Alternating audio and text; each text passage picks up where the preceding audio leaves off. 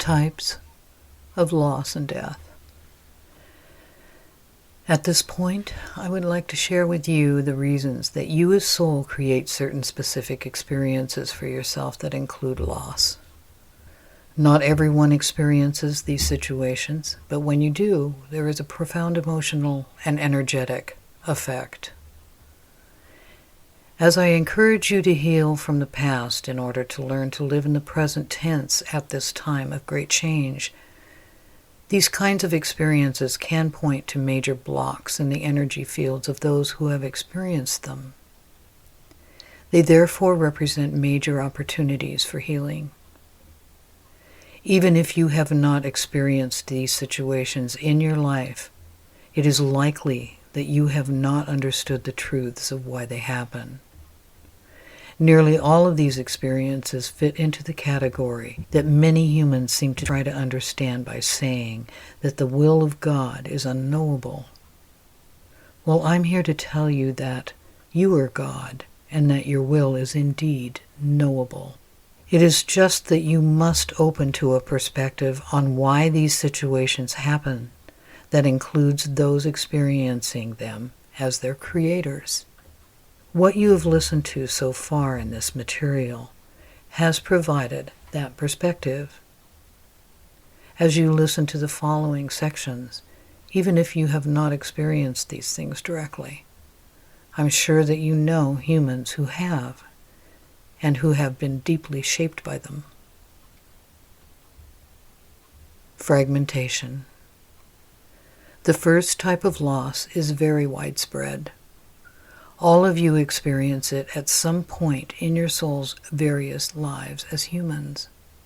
It is called fragmentation, and it happens when a part of your consciousness leaves for one reason or another, usually in order to avoid experiencing what is happening in your life. Yet there are other reasons for it. This first form of loss is not at all obvious to most of you yet. It is very real. As I invite you to become more whole during this time of immense change, I'm asking all of you to call back any and all parts of you that have left during any of your lives and for any reason. For you to transition into knowing yourselves as the divine, all parts of you must be present. In order to live in the present tense and inhabit yourselves as the powerful creators that you are, all parts of you must be together and joined together with your physical form as the connector. Your physical bodies are, for the duration of your lifespan, the incubators for healing your karma or beliefs from all of your human lives all along the Earth timeline.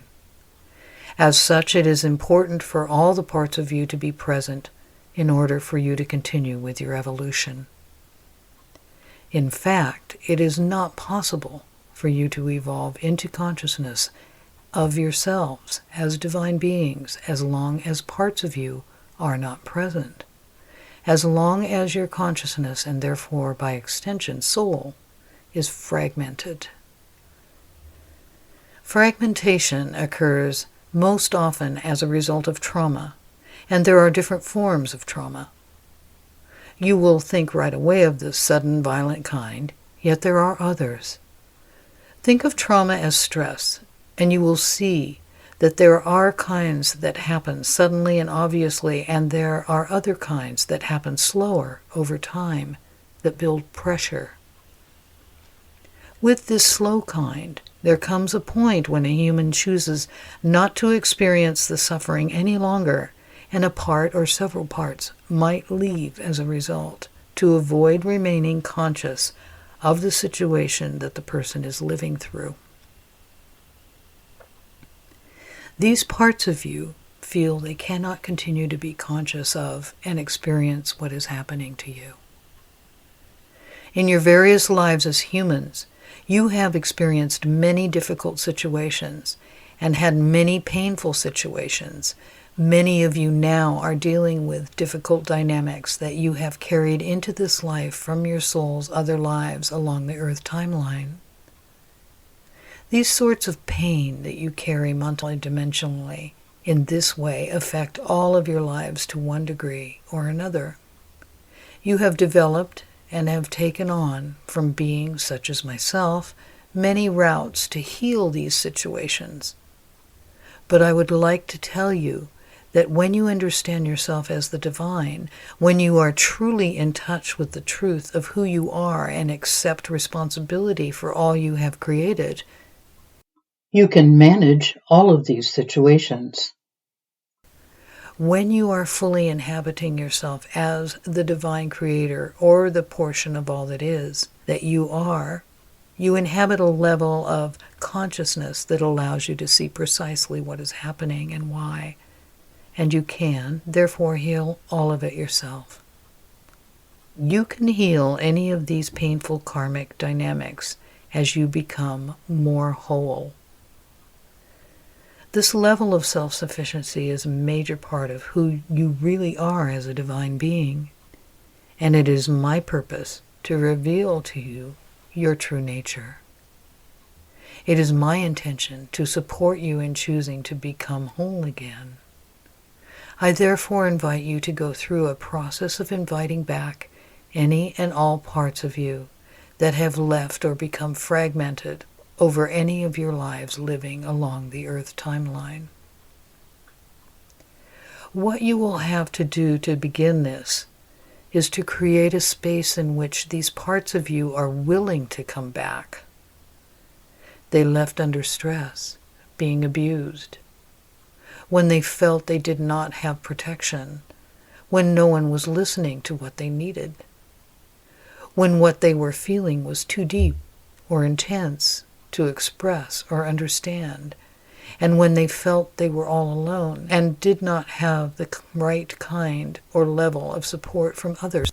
While you can call these parts of your soul back now, they will not come back, or will not come back and stay, unless you can provide them with what they did not have that inspired them to leave in the first place.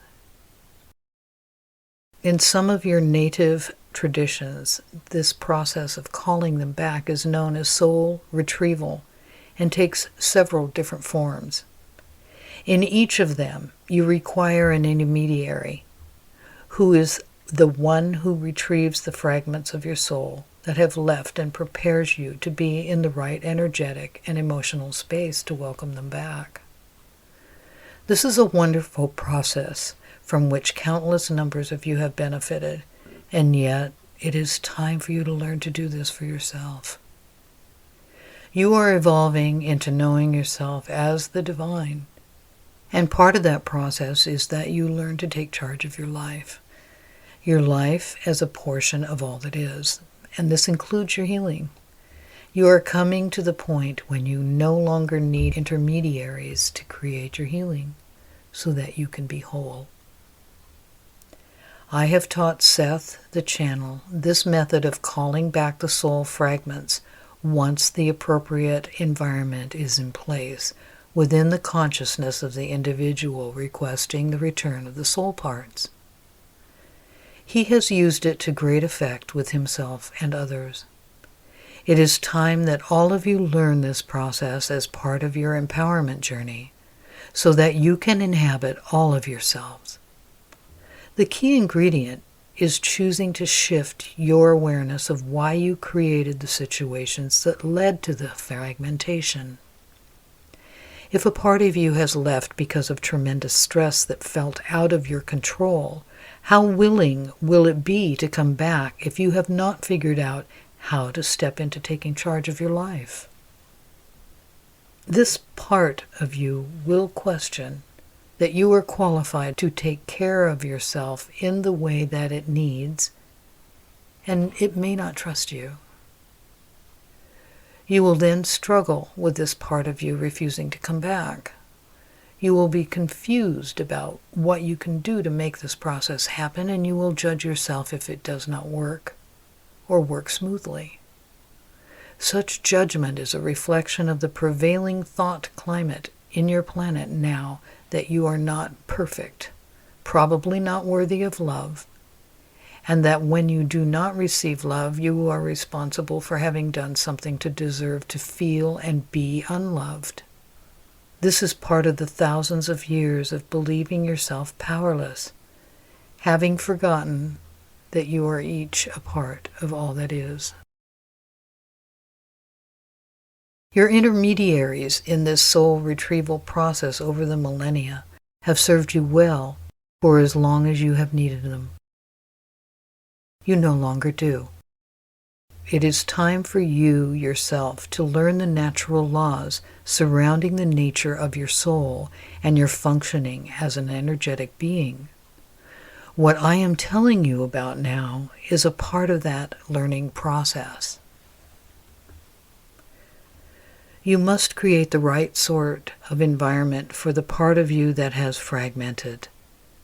This part that has left must be able to trust that you will take care of what you need, and this means that you will take charge of the parts of your life that were stressful enough to make it want to leave in the first place. When these parts left, they felt overpowered by a dynamic or situation that you were experiencing. This is a way of saying that you felt overpowered by a dynamic or a situation that you were experiencing. The part of you that left could not emotionally and energetically process what you were experiencing. It was overwhelmed. The situations and dynamics that serve as triggers for such fragmentation include the kinds of loss that you will listen to, as well as physical and emotional traumas and stresses that overwhelm you, whether sudden or those that build slowly over time. Perhaps in some other of your lives, you grew up in a home in which there was violence, whether physical, verbal, emotional, or energetic. In some other life, perhaps you died traumatically. Maybe in a separate life, you lived under a repressive government and experienced some form of violence under it. Maybe you have been sent off to fight in wars many times. Perhaps in some life you lived with or witnessed a level of suffering that you could not bear to witness. Perhaps you died slowly from starvation in one life, or witnessed others dying that way. It could be that in another life you are a slave or an indentured servant, or you feel like one. You might also have been deeply affected by the loss of loved ones in a number of your human lives. All of these scenarios and more can lead to the fragmentation of your soul. The part has left because it cannot process the emotional results from going through the experience at hand. When a part leaves under such circumstances, you usually do not know that it has left. Others may observe you being a little less lively than you were before, and maybe they notice that you smile or laugh less often, or that you do not speak or engage with others as much as you used to. They might note that you are not as busy or active as before, but you might not notice anything.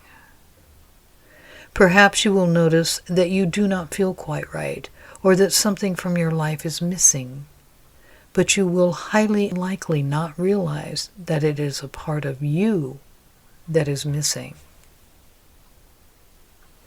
Because these situations can happen in any of your lives as humans at any points along the Earth timeline, and because the nature of soul and how it manifests in its various human lives is multidimensional, it is possible for your soul to be born into a given life with a number of parts missing. This is extremely common. This could look like a child growing up who seems to be less than robust or not quite whole. Some people experiencing this as a lack of confidence in some parts of their lives. They believe they have always been like this, and that is just how they were born. Yet it can be due to having numerous soul fragments split off from them and living elsewhere.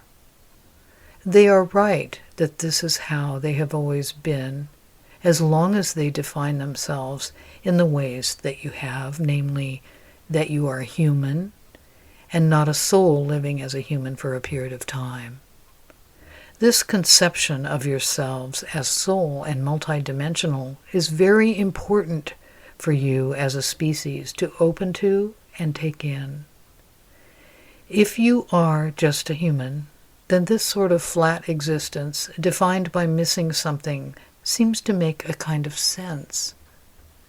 When you see the truth that you are soul, and that your soul is a portion of all that is, and that you are multidimensional, you can see what you have for so long overlooked about who you really are.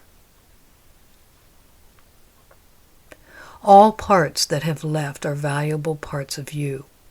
They took with them whatever aspects they offered the rest of your personality. This is why it is so important for you to go through a process to call any and all of them to return to you. A part of you, when it leaves, will take with it whatever parts of human life it can deal with and process, leaving gaps in your consciousness. In the case of parts that leave after long-term stress that is too much to bear, you could look at it as when a part of you that has the sense to leave a painful situation leaves. What are left behind are the parts of you that do not have the sense to leave painful situations. The result of this is that the parts of you that remain are the ones who are willing to put up with the difficult circumstances. It is not to say that the parts that left are smarter than the parts of you that remain, but their thresholds for dealing with particular forms of difficulty are different. The parts of you that remain are willing to experience more difficulty and can end up becoming willing to take more and more difficulty on. This can result over time in more and deeper stress accumulated in your energetic field. When parts of you that have left come back, they can many times offer you the confidence that you need to put an end to unnecessary difficult scenarios in your life once and for all. This is because when the part left, it took with it its confidence that it should not have to deal with the stress. What you are left with many times is a lack of inner leadership of how to deal with the kind of stress that you are experiencing. This is much more common with fragmentation that occurs due to long-term or building and deepening stress. Let me now speak about when trauma is sudden. The part that leaves when trauma or stress is sudden is shocked into leaving or torn away from the rest of you due to the intensity of the surprise of what happened. It has been ripped free of being connected to the rest of you, and this situation is very different than when long-term stress results in a part of you choosing to leave the rest of you. The suddenness leads to a fracturing of yourself or your consciousness. It has the effect of driving an energetic and emotional wedge down your center. It happens quickly and without your knowledge, and the part or parts that are split off become locked in the moment of sudden trauma and then carry this imprint with them. The rest of you tries to understand what has happened and often cannot. You feel disconnected and are unsure of how to proceed, and this lack of surety is due to the feeling that you are no longer yourself. You are no longer whole in the same way that you were moments before the sudden traumatic situation unfolded. Therefore, when you call back parts of you that have left because of sudden trauma, you must deal with them in a very specific way. No matter how much time in Earth years or lifetimes have passed since the incident of sudden trauma, these parts of you are still locked in the moment of trauma. Not having access to the resources, skills, and understanding of the rest of you, they often have no conception of how to come out of the state that they are in. They have no awareness that the state that they are in is no longer your reality, no longer reflecting a prevailing set of circumstances in your present moment. They do not know what the present moment is because they are locked in a past moment. They are locked in the moment of fear, overwhelm, disassociation, and disconnection that defined the original event. Dealing with such parts and working to bring them back requires a very specific route to healing. When such a part comes back, it will bring back with it the feeling that the only reality is the one it has been experiencing, specifically being locked in a moment of trauma. You must be grounded and secure enough in yourself to deal with the emotional impact that this part of you has been experiencing non-stop since it left you, no matter how long or how many lifetimes it has been since it left. It may be surprised to learn that it does not need to remain stuck in a state of surprise. It can be difficult for it to choose to relax and let go of the tension that it has been carrying. You will have to consciously approach this part of you to catch it up, to become willing to observe the reality that you are currently creating for yourself, which is very highly likely one that is free of the sort of event that inspired the trauma that led to the evacuation of this part of you in the first place. You will have to treat this part of you like a soldier returning from war, or a survival of the terrible accident, or a child who has experienced or witnessed horrible violence. You will have to nurture this part of you emotionally and physically, and you will have to hear its concerns while you create an environment for this part of you to feel safe and protected. You will have to give this part of you a welcoming home in the form of taking its needs into account as you help it reintegrate into living as part of you again. For all parts of you that have left, whether from long-term or sudden stress, they left at a time when you could not process the event of the moment and felt unable to protect yourself. As you move into inhabiting your true nature as the divine beings that you are, you learn how to assert your creative power in the direction taking responsibility for all that has happened to you in the past and all that happens to you now. This is a key ingredient in bringing these returned parts of you up to speed about what they will experience now that they are back and joined with the rest of you. Whether they left due to sudden trauma or long-term stress, some of these parts of you will seem in one way foreign to you once they return. There are those that have not yet been present with you in this particular incarnation you are living, having left due to some form of trauma that occurred in another of your soul's lives at some point along the Earth timeline.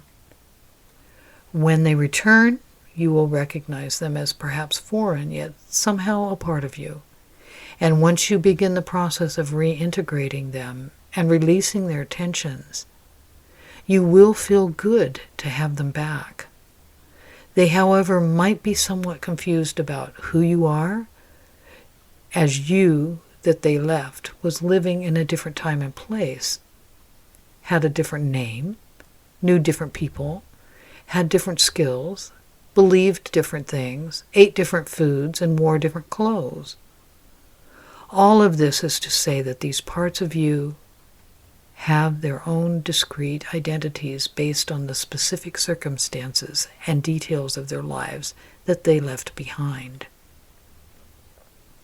For this reason, it is critical to the process that you open to hearing their reactions to your present life and circumstances, and even beliefs, friends, clothes, and the like. Once a part of you separated in a past life comes back, you might find yourself thinking at times that your life is strange or that you are perhaps not supposed to be living where you are living, eating what you are eating, or saying what you are saying. You might also be amused at your life and what you think is or have always thought to be important. Seth has experienced such returns, with parts of him finding 21st century life a little absurd with its emphasis on electronic gadgets and the speed of communication. When the first major part of his consciousness returned, it could not believe that he was the kind of person who would move to California. This part of him became aware that he lived in California through his memories of his previous home in another state, and was incredulous that he would choose to live in California after those wonderful experiences. It was not long before this part of him adjusted, but it did require being brought up to speed about why the move was made and what benefits it offered. Understand when this happens that this is a function of the parts of you that have returned, beginning to get used to you being the version of you that you are. They will see your life as it is and not remember having created it, but on one level will understand. Often there is initial surprise, and perhaps parts of you that have been here all along will help that part understand what is going on and why. This does not have to be a difficult process, but it will depend upon how surprising your circumstances are to those parts that return. You will need to, so to speak, brief them on your present circumstances. They will, in one sense, need a welcome tour of who you are now and all or some of the details and choices of your life. They will adapt after usually a few days, but the initial moments can be a little confusing for them and for you. Some people with returning parts of themselves from other of their soul's lives will find new concerns and interests becoming apparent. This is natural, and I encourage you to allow this to unfold as it will. Allowing it is a form of welcoming back these parts of you, giving them a voice and allowing them to participate in your life. It is important to explore these new attitudes and desires as they represent you becoming more whole. For some, there could be extreme examples of changes in political or religious views, or radical alterations in eating habits, chosen profession, or relationships that are valued and invested in. But for the majority of you, the input of these returned parts of you will be experienced in rather subtle ways. Most of you will experience something more like minor variations in habits and preferences, and it will feel good to explore new choices and routes to expressing yourself. You will have a sense of peace if you listen to these parts of yourself, and you will feel finally more free to be yourself. Even if before the part returned, you did not believe that anything was not working or preventing you from feeling free. There is also the fact to consider that these returning parts of you will bring their frustrations from these other lives with them. It is your task to learn to work with these parts of you and give them what they need that will fulfill their desires and intentions without letting them take you over and act out their frustrations in perhaps unproductive or aggressive ways. For example, you might call back to you a part that can stand up for yourself. When such a part returns, it might carry with it an assertive edge that borders on or slips into aggression. It is your task to learn to manage with conscious awareness all the parts of you. It is not healthy to let a part take over and do whatever it wants. Integration is needed. Remember that all parts of you contain the quality of the divine creator that reflects you as a part of all that is. When formerly fragmented parts of you have returned, begin making their contributions within your consciousness and energy field, they will have different ways of doing things and will have different opinions than other parts of you that have been there all along. I invite you to allow your conception of who you are to expand so that you can allow that you are multidimensional and that who you always thought you are is only part of the picture.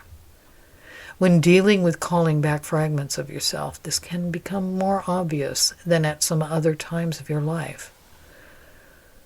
Look at what you're afraid of, or what certain parts of you fear. Where there are persistent issues in your life. When you are confronting an arena of life, always with a deep level of fear, it is possible that there are parts of you that are missing or have split off and left you. There are many good ways to approach fear, including intense, ongoing, or persistent fears. But for some of you, it is true that calling back parts of you that have left will be an important part of you learning to overcome such fears. Look at what you fear. It is useful to phrase this as that parts of you are afraid of certain things. As you take stock of your fears, take some time to put them in different categories. Some of them will be the result of painful or difficult things that have happened in your past in this life. Some of them will seem due to a possible situation coming true, getting to know the different sorts of fears that you are carrying. Next, ask yourself what it is that you need in order to overcome this fear. I will tell you that ideally there is an answer for each such question. When you are whole as a human, conscious of being a divine creative being having a physical experience, with focus and just a little time, you can see exactly what it is that you need in order to work with a fear you carry and to process it and grow beyond giving it power over you. When you are fragmented, which I have said many of you are, there are some fears that when you take the time to ground and focus, you cannot come up with an answer about what it is that you need or how you can overcome the fears. You will feel overwhelmed at the prospect of thinking about the fear, let alone dealing with the situation. Be clear about when this is the case and when it is instead true that a part of you is simply unwilling to continue looking for a way to meet and overcome your fear. This is why I ask you to ground to the earth in whatever way works best for you as you look to the cache of your fears. If you are not grounded, you cannot know with certainty which it is because you run the risk of over-identifying with the part of you that carries the fear. Look at when you have said, I am afraid of this, and you can see an example of when you have identified with a fear. The truth is that you are not afraid. You are a powerful divine creator, a portion of all that is, having a human experience in order to learn what it is to do so. You are not afraid. It is a part of you that is afraid. When you have become clear which it is, know that it is possible that there could be a fragmented part of you out there that might need to be called back so that you can find your answer.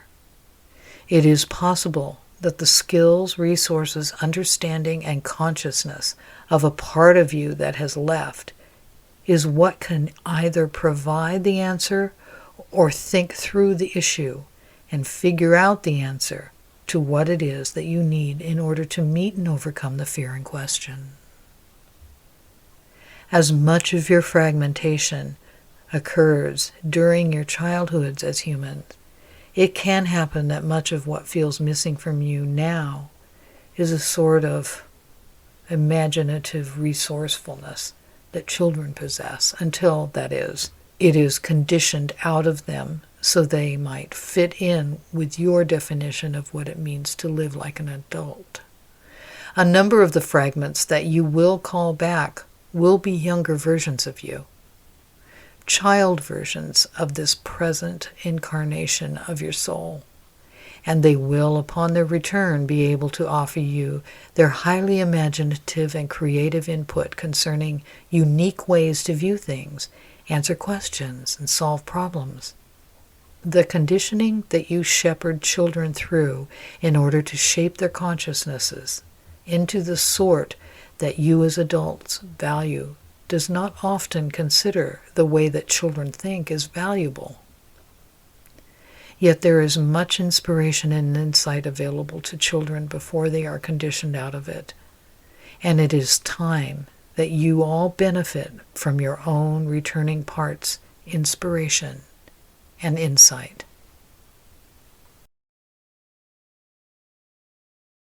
Accidental, untimely, or premature death. I have spoken of death in general terms, as you have all experienced it many times. Now I will shift the focus to when you lose someone in your life in a way that seems to be ahead of time or that has seemed accidental. The first thing to say is that just as a human is born when it suits the soul's purpose of learning what it is to be a portion of all that is experiencing itself as human, when people die, it is appropriate for the soul's journey for the same reasons. The circumstances surrounding death do not matter when it comes to the fact that death is a creation of a soul to fit with its journey. I wish that you come to understand that each and every death occurs at precisely the right time. This is difficult for you for several reasons to take in. One important reason is that you have, for the whole of your existence, as long as there have been humans, perceived that life is acting upon you. You have come to believe that things happen to you. You have become beings who believe that you have no input into how your life unfolds and that it is entirely out of your hands. I invite you to begin to get deeply rested in the truth that you are born when your soul has chosen, and you die when your soul has chosen. My focus in this section is to help you understand why souls create the seemingly accidental, untimely, or premature deaths that they create. From your human eyes, it can look as if an injustice has been perpetrated or that a mistake has been made. This is because a person who seems to die ahead of what you perceive should be that person's schedule may seem not yet finished with what you perceive he or she came into life to do. People also die leaving families, children, and others behind who count upon the person in material, energetic, and emotional ways, and you feel a sense of great loss for those people who are surprised by this sudden or seemingly untimely death, and that their lives are made much more complicated because of it. The basis of this teaching for you today has two foundations. The first is that a soul chooses when its human lives will begin and end. The second is that the contracts that created the relationships a person has with family members and others who rely or depend upon that person include the timing of this seemingly inappropriately timed death. Using the example of a man who dies and leaves a wife and young children behind, the soul contracts that the surviving family members' souls have with that man's soul reflect that he will die at a certain age and point in time. The soul's journeys of that woman and those children are supported by the loss of this father at the time at which he passes. While life can become difficult as a result, and while there is much grief and pain and other emotional impacts upon them, at the soul level, this experience fits with their journeys as well. This is to say that all of them have signed up to experience this situation as humans together. It can be difficult for you to understand why a soul would choose to hurt others in this way, to leave them behind and grieving and lonely and pained. But the choice made is not to hurt others. But from the perspective of the Father, the contract reads, regarding a soul that will be its child, I can see that you are in need of learning how to grow up fast. Or, perhaps, I can see that you are in need of learning to grow up without a father, and I in that particular life will be dying soon after having children. I can be a father for you in that life because I can provide the circumstances that your soul needs to learn about this facet of being human.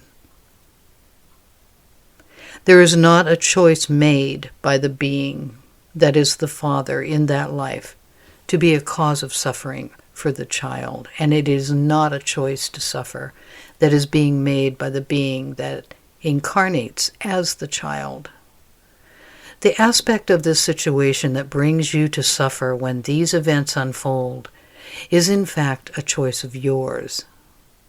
If you take in these truths as I am offering them to you today, you will be able to understand more about yourselves as divine beings having human experiences, not simply humans who live once and are acted upon by life and the universe. When you see yourself as humans, your world is full of suffering.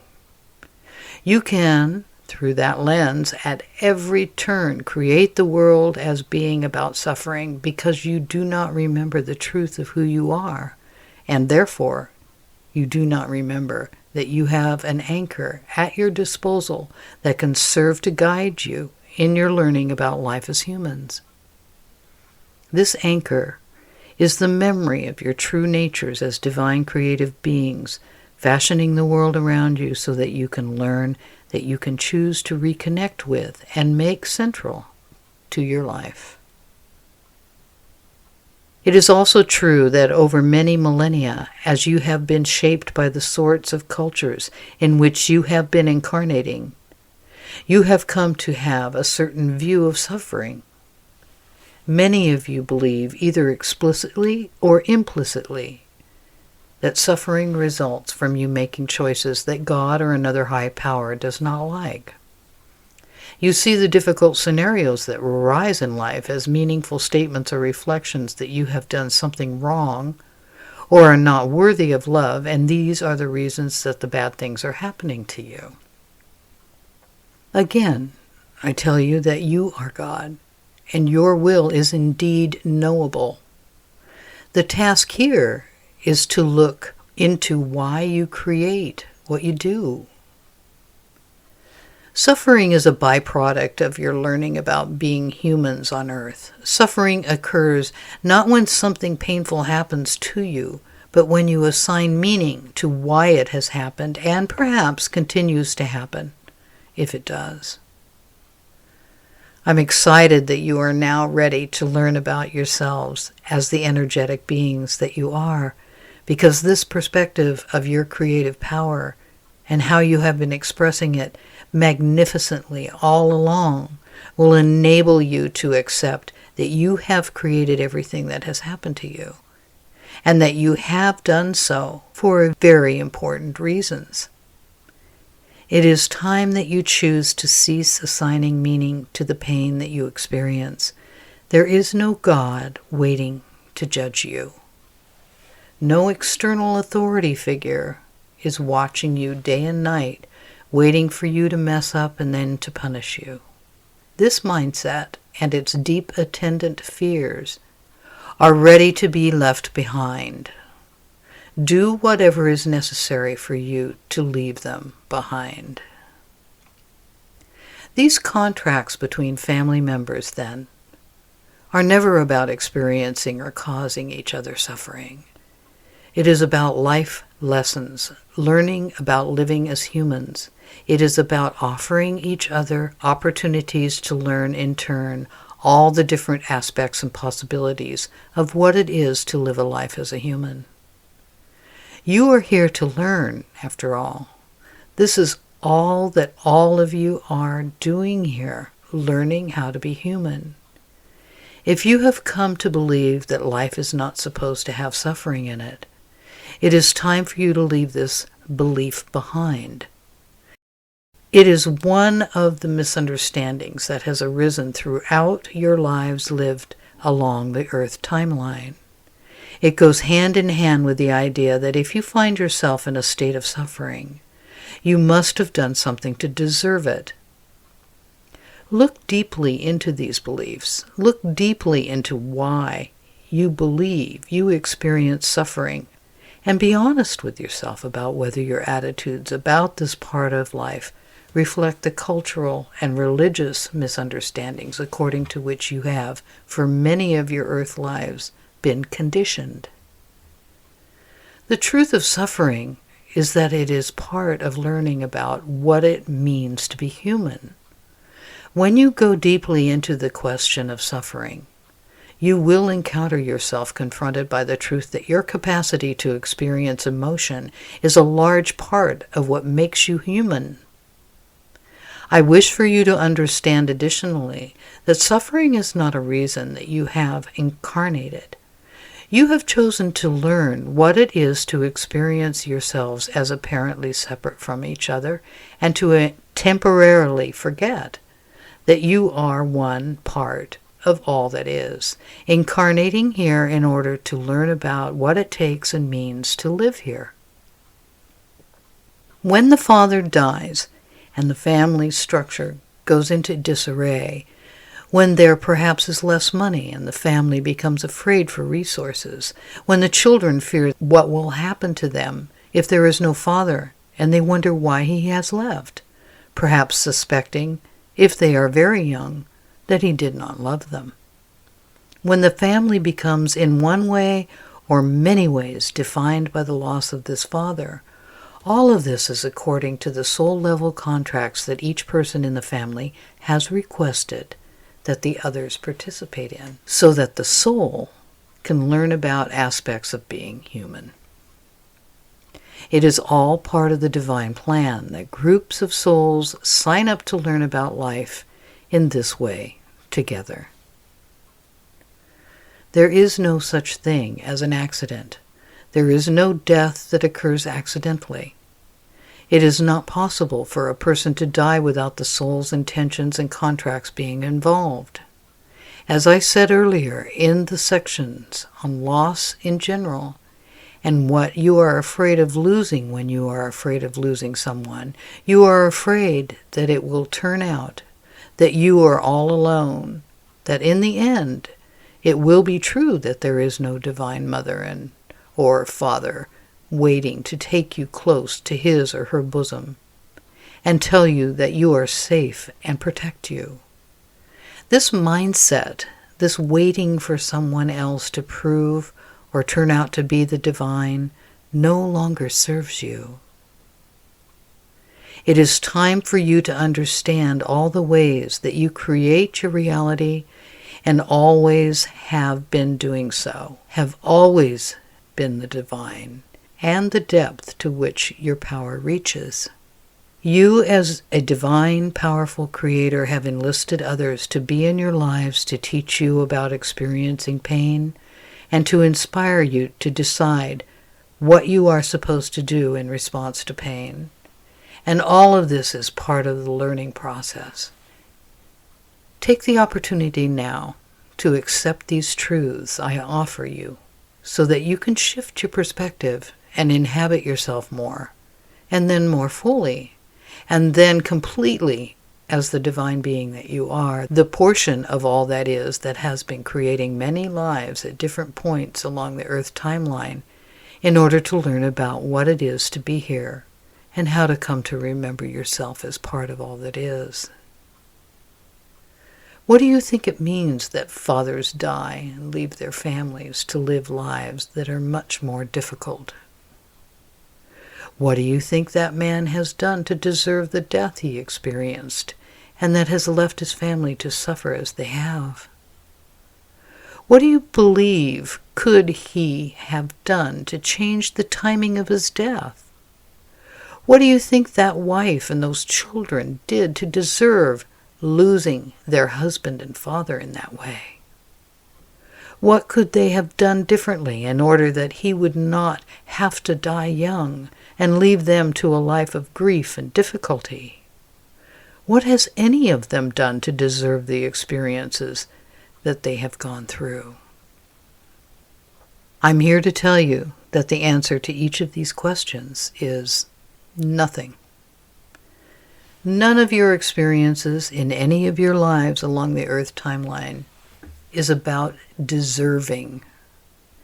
That mindset is based in the hope that there is a power outside of you that is stronger than you, can care for you, validate you, and give you the love and security that you feel you need.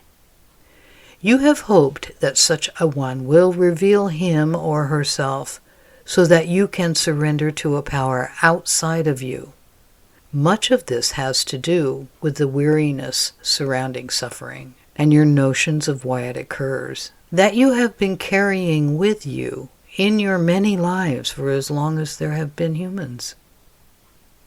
You have for all this time been assigning meaning to your experiences of suffering, waiting for someone else to make things better for you. Yet as long as parts of you answer those questions with either a different answer than nothing, or offer a comment or insistence that there must be another answer to any of the above questions, please understand that parts of you have been conditioned by the prevailing mindsets you have been living with on Earth for so long. There is no deserving or not deserving. You cannot do anything to prevent a death, an untimely death or one that seems caused by an accident. There is nothing to be done because all deaths are scheduled according to the needs of the soul, which is to say a portion of all that is, that has set out to learn about itself through the lens of living human lives. This is not meant to depress you emotionally, far from it. It is meant to support you and perhaps stir or inspire you or any reluctant parts of you into changing your mind about why these sorts of deaths occur. You have an idea of what is an average lifespan of a human. You have taken this into your consciousness, and it affects how you think of what your life is and the lives of others are supposed to be like. The number of years connected to this has changed over time, but you are aware of a number that is supposed to be the average duration of a human life. The channel has, through working with me over the last several years, had to change his mind about dying young in many lives. He felt it was punishment, yet it was not. It was the soul's choice. He is in the process of bringing all parts of him on board to accept and become rested in this truth. I acknowledge that it can be a difficult process. Many of you who have died repeatedly in war or accidents or from diseases when young may carry this same reluctance to cease assigning the meaning that it is a punishment for something you have done, yet it's simply not true. There is no such thing as punishment, except those that come from you, because you have come to believe that there is something wrong or bad about you. You are only ever punished if you punish yourself. Take in these truths I am offering you today, and you will change your life in important ways because there is nothing wrong with you. No matter what you have done or perceived you might have done, it has been in the service of your soul's learning journey and unfolded according to the soul's contracts your soul has with other souls, and there is nothing to be judged as bad, evil, or wrong. We can know with certainty that when a person dies, the chapter of soul-level learning that the particular human life represents has come to completion. No matter the person's age, no matter the person's life circumstances. Even if the person was in the middle of a major work or had wonderful and meaningful relationships that were new and or seemingly near having played themselves out or ready to end, even if the person has made many commitments and taken on many earthly responsibilities, or even if the person has just given birth to a wonderful and healthy baby and is excited about the beginning of family life. The soul sets out with the intention to learn certain lessons and meet certain kinds of teachers, as well as to be certain kinds of teachers for others. And when this portion of the learning that the particular human life represents has been completed, the person dies. And this will happen in one way or another, but it will happen all according to the soul's plan. I would like to return to the contracts that such a person dying young, or what seems an untimely or accidental death, has with others. There are many times when the contracts include that one person will serve as a child, or a spouse, or a parent, or in some other capacity, and it is known ahead of time from the soul's perspective that this human will not be the only one to fulfill this role in the other person's life. When you marry, you are usually deeply loving and committed to the other person that you marry. When that person dies, it is never true that you should remain alone after the death of the other person. This is a choice that you are free to make. But there is never a something that you should do. The soul-level commitments that you made to that other person were fulfilled, and upon death I encourage you to let all of it go and be grateful for what you did learn. Re-listen to this section above on promises and vows, and understand that there is a distinct possibility that there is another spouse, partner, or mate out there for you who is a karma mate and will come into your sphere at some point in order to fulfill the contract that you have together. When it comes to parents and children, while no one is meant to replace the person who has died what seems an untimely or accidental death, I guarantee you that you have other karma mates who await knowing you and learning from, teaching you, which is to say, other karma mates who are awaiting the opportunity to love you and thereby work to fulfill the soul-level karmic contracts that your souls have with each other. Heal your pain from past loss and evaluate if you still wish to love in some way. Be open to the possibility that there are other parent figures or child figures upon whom you can have a loving effect. Effects that might serve to fulfill soul-level contracts. Death of a child. I would like to continue speaking on the above topic, but to get more specific in one direction. The loss of a child is known to you as one of the most difficult things that a human can experience. I would like to provide perspective for you on this issue so that any of you who are dealing with this sort of loss can come into a state of healing and acceptance surrounding this loss. This is always such a deep loss that it defines you for the rest of your life. For some of you, more than others, of course. But this is a very important form of loss to explore and to heal if it is carried within you from the past. When a person who is aged passes away, there are usually many reasons for it. It used to be that old age was a very common explanation as the reason of death for an older person on earth. Now you have applied much scientific and medical understanding and terminology to how you die. But the fact remains that there seems to be a reason for death that can be more readily and easily accepted when an aged person has passed away. It can be comforting to know that that person has experienced much of life and has had many, if not all, of the life experiences that in your minds and hearts constitute a full life. It is possible for the pain of the loss of this person, the ending of his or her life, to be in a way mitigated because of this duration, variety, and complexity of life experience. Nothing of the kind is possible when a child dies.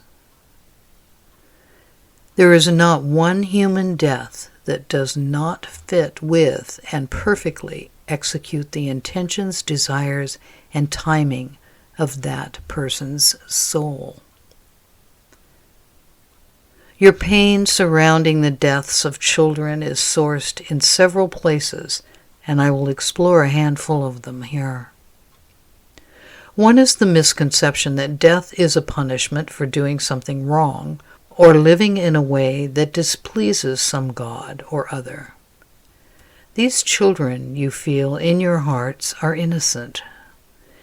Even if they happen to be cruel or mean-spirited, they are at least deserving of love from God, and this equates in your minds and hearts to having the chance to continue living and to grow up and experience all that life has to offer. I again suggest that if you find this belief within you or some part of you, that you dismantle it and adjust to the truths I am offering you in this teaching about the nature of soul and its intentions as it incarnates in its many lives along the earth timeline. The death of a child is no punishment. It is yet another example of a soul, a portion of all that is, serving itself along its journey to learning about what it means and is to live as a human in your dimension. It is an example of soul contracts being fulfilled as well, and it is another example of a soul expressing its power as a divine being. I guarantee you that you have died young, at least at some points along your soul's multi-life journey. The relative fragility of a child's body and the realities of certain social health dynamics, including disease, and when children are made workers when they are not strong enough to accomplish it with success, are realities of the human experience over time that you have all experienced at some points along your human journeys. No one escapes difficult deaths over the course of many lives, and this includes dying as a child, and it is never a punishment. Another source of this pain is that as adults you are likely to perceive that you are in charge of protecting children. Even if a child is not yours, when he or she dies, there can be a sense of sadness because no one protected that child. No one took the time, care, or energy to ensure that the death of that child be prevented. It can be perceived that while the child was, perhaps probably, or definitely was loved, that child was obviously not loved enough for someone to do all it took to prevent that child's death. You must come to realize yourself from the sense of responsibility when a child dies, even when it occurs as a result of a choice you made directly, whether it can be categorized as confused and mistaken or as well intended, and the best that you could have done in that scenario. It is time for you to forgive yourself for your part in fulfilling all soul-based contracts when it comes to the deaths of others, including children. It is time for you to surrender to the truth that the child died as a result of his or her power as a divine being manifesting precisely the sort of experience that perfectly serves its journey as a soul, or part of all that is, having many experiences being human, all along the Earth timeline. You must now relieve yourself of the responsibility of having done wrong or not enough. You have done all that you have done because of love for that other soul, even when it looks to your human eyes that you have not. While you want to blame yourself for not doing enough, you must accept the truth that the will of the divine soul that you are talking about is just as powerful as yours. You must accept the truth that from the soul's perspective, being a child makes no difference versus being an adult or an elderly person. And you must accept the truth that this death also fulfills a number of soul contracts between the soul of the child in question and others in his or her life, perhaps even you. This child's death serves a number of important ends and has been planned. Finally, you must accept the truth that if it were not part of that divine soul's plan, it would not have happened. All of you are aware of children who have been in horrific accidents or had deadly diseases, but have lived. And this means that the soul's plan was to experience such an accident or such a disease and yet survive. You must accept that when a child dies, it is according to the soul's plan. A third source of pain surrounding a child's death is that when a child dies, any part of you that is unprocessed and unhealed about your own experiences when a child will come forward to make itself heard. It will internalize the death of this child and the notion that it is inexplicable because the pain and suffering that you experienced as a child, a myriad of little emotional deaths, have not been grieved and processed by you. They were and remained inexplicable to you. You are carrying them around within your energy field, and the death of a child will trigger all of them. This is related to what was stated above about protection of children, in that these parts of you will come forward in their pain and anger stemming from not having been protected in your past. As you in the present moment deal with the knowledge of the death of a child, the children within your psyche, heart, and energy field react strongly to the reality that other children are also not being protected, that it is still true that they are not being adequately protected.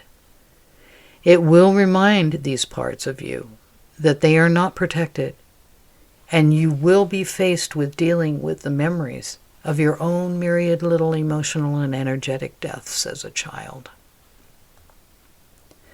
For dealing with this source of pain when a child dies, I put your attention on the fact that as you progress along your soul's journey, and you create all manner of experiences for yourself in many lives along numerous points on the Earth timeline, what any individual experiences has to do with the journey of the soul.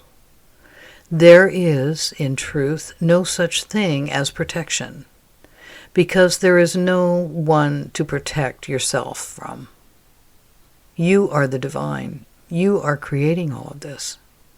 Each and every thing that you have experienced over your soul many lives has been and is your creation.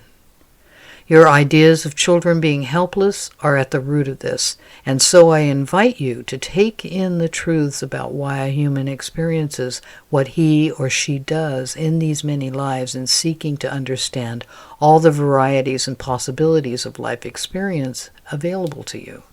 It is not true that you are supposed to be protected, and it is not true that someone is responsible for doing this for you. What is true is that you have, for all of your soul's lives so far along the Earth timeline, been learning that you are probably powerless and that the world, others, and God act upon you. That you have no control over anything. Apply the truths I am laying out for you today to support retroactive healing of the children you carry within you from this life and from other lives. Learn to nurture them in the ways that they have perceived they were not nurtured. There is no one waiting in the wings who will come forward later and finally, at long last, begin to protect you in the ways that you perceive that you need.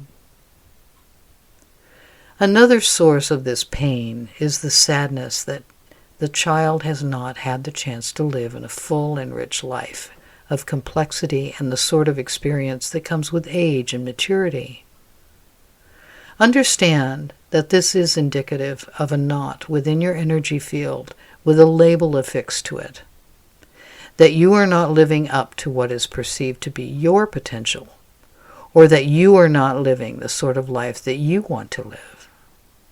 In any way that you perceive you are not living a meaningful life or the sort that matters to you, address it.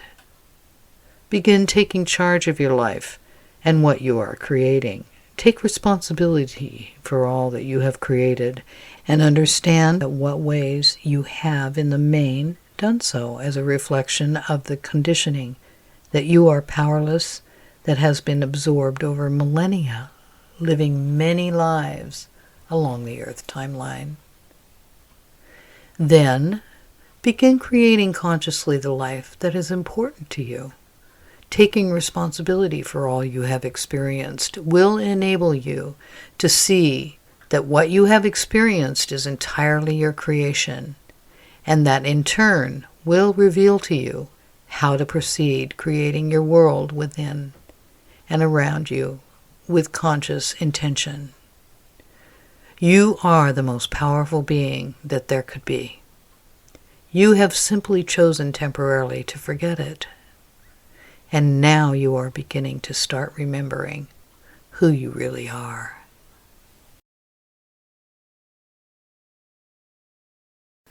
Abortion and miscarriage. There is a great deal of argument about abortion in the collective on Earth at this time, and there will continue to be for a very long time. As the collective consciousness on Earth at present is drawn in the new direction of what I will call an Aquarian age level of understanding of yourselves and your journeys as humans, the issues surrounding abortion have much to offer in the form of revealing to you in what ways you are growing out of Piscean age ideals and belief systems. Footnote from Tom Jacobs. The Piscean age, the best routes to success. In the Piscean age, the best routes to success socially and culturally are to take direction from people who seem more qualified than yourself to make decisions and to look around at what others are doing that seems normal and doing that. It is a hierarchical system in which to fit and to do well, we must learn to go with the flow. In the Aquarian age, the best routes to success are to get in touch deeply with one's individuality and then construct a life that reflects inner truth, including finding the right groups to be a part of. End of footnote. This issue and how it plays out will reveal much about you, and dealing with this complex topic and its attendant issues will function as collective and individual growing pains that you must go through. In the end of this process, you will have a much deeper and clearer understanding of what life is about, is for, and what constitutes a life, and who is considered human, in what state, and when. The question of when life begins is a rich one for you to explore, and while it is difficult for you to experience for different reasons on a number of different levels, it is an important process for all of you to go through, both as individuals and together. Miscarriage is another matter. It is not based in a choice that you consciously make, and with this experience, there are not many questions that arise about the nature of the situation, such as the technicalities of when life begins and the religious and political debates, as do surrounding abortion. It is in some ways a less apparently complex experience of loss, though, of course. Not at all less painful. It is difficult in ways that are different than those that have to do with abortion, yet each experience fits with the soul's journey of both parent and child. I recognize the great depths of feelings of loss that accompany each of these experiences, and it is my intention to put your attention on what happens at the soul level when you experience these events in life, so that you can understand more and begin to process and heal your own experiences with these forms of loss. Therefore, it is on the individual side of these issues that I will focus here. The circumstances surrounding an individual's, couple's, or family's choice to abort a pregnancy are never simple. Nothing is ever clear-cut or black and white. When a woman becomes pregnant, there are several things that happen to her energetically that are tied in with the biological changes that accompany a pregnancy. The primary one to discuss in this context is the linking of consciousness with the being that is lined up to be born to this woman. This involves sharing and joining energy in the same precise way as I described earlier in this teaching on loss. Yet as this being does not end up being born, the sense of loss on the part of the parent, parents, and/or family can be very deep indeed. There never comes a chance to share consciously in a human way with this being, meaning that because the baby is not born, held, fed, and related to in the expected human ways, the impact on the parents can include a very deep sense of lack of completion of the relationship. The sense of loss with abortion, no matter what apparent feelings accompany the parents or parents' decision to abort, has much to do with experiencing an emptiness where it is perceived there should be, there is supposed to have been, a new life in the lives of these parents in the form of a baby. This can result in a feeling of lack of completion surrounding the situation. The experience with this being will seem unresolved to the parent or parents. Footnote: I say it this way because there are times when the father of a pregnancy is not aware that there is one, or that there is an abortion of it that takes place. In such cases, the father is not consciously aware, but there is an energetic situation that does affect the father. It can be a loss of energy that he does not know how to understand, a general feeling that something was supposed to happen, or he was supposed to meet someone or do something for someone.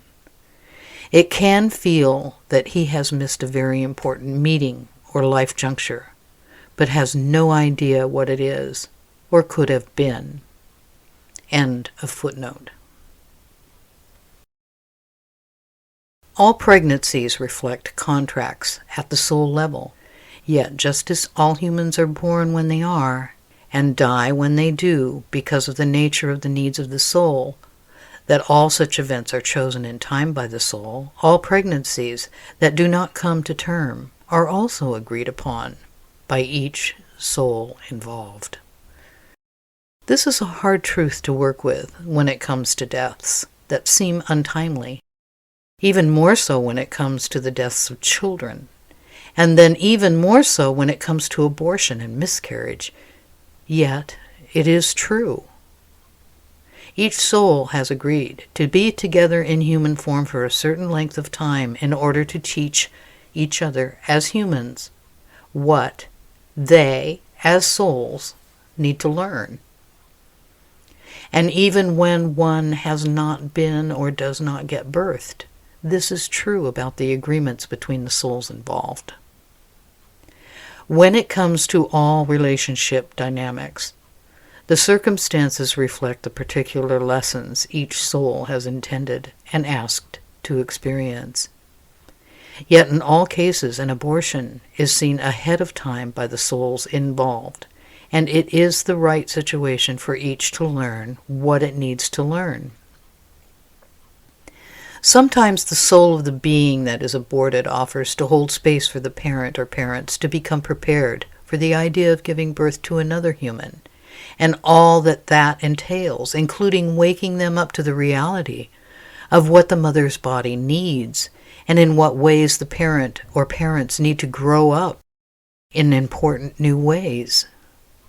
It can also serve as a stirring for the couple to overcome certain sorts of differences and arguments and focus on the fact that they came together for love. Conversely, it can also serve to drive a wedge between two members of a couple. It could be that one parent wants the child and the other does not, or that one believes the marriage or relationship cannot survive the addition of another being. If this is the case, it would be the right event and timing to show them that they have different life priorities, orientations, and/or things they want out of life. All of these dynamics would be written into the soul-level agreement each soul involved has agreed to experience together, learning from each other what each needs to learn about these choices and experiences that are part of the human journey of soul, or portions of all that is. Such a situation can also be a wake-up call to snap out of past patterns that have included indulging in unhealthy emotional states that are perpetuated from the past, perhaps involving leaving behind childhood wounding and functioning as a call to get present and do what needs to be done in the moment. Again, if this is the case, the event and the timing are what each party asked to experience at the soul level in order that each learn what it comes to Earth as humans to learn. In family relationships, over all generations, the soul contracts are based in love. Through many different sorts of relationships, those who incarnate into families together have complex webs of karma and chosen obligations to teach each other what they need to learn. In the case of abortion, the soul that is not carried to term and birthed may have offered the parent or parents the opportunity to learn about loss, or about the free will that leads to choosing difficult or impossible seeming scenarios and choices that lead to feelings of loss. As you have each incarnated as portions of divinity to learn about the reality of free will, some of your soul contracts with each other center on offering the opportunity to make difficult choices that in the end teach you about the realities of making difficult choices. In other words, when you choose to have an abortion, you are not choosing grief, sadness, and perhaps regret.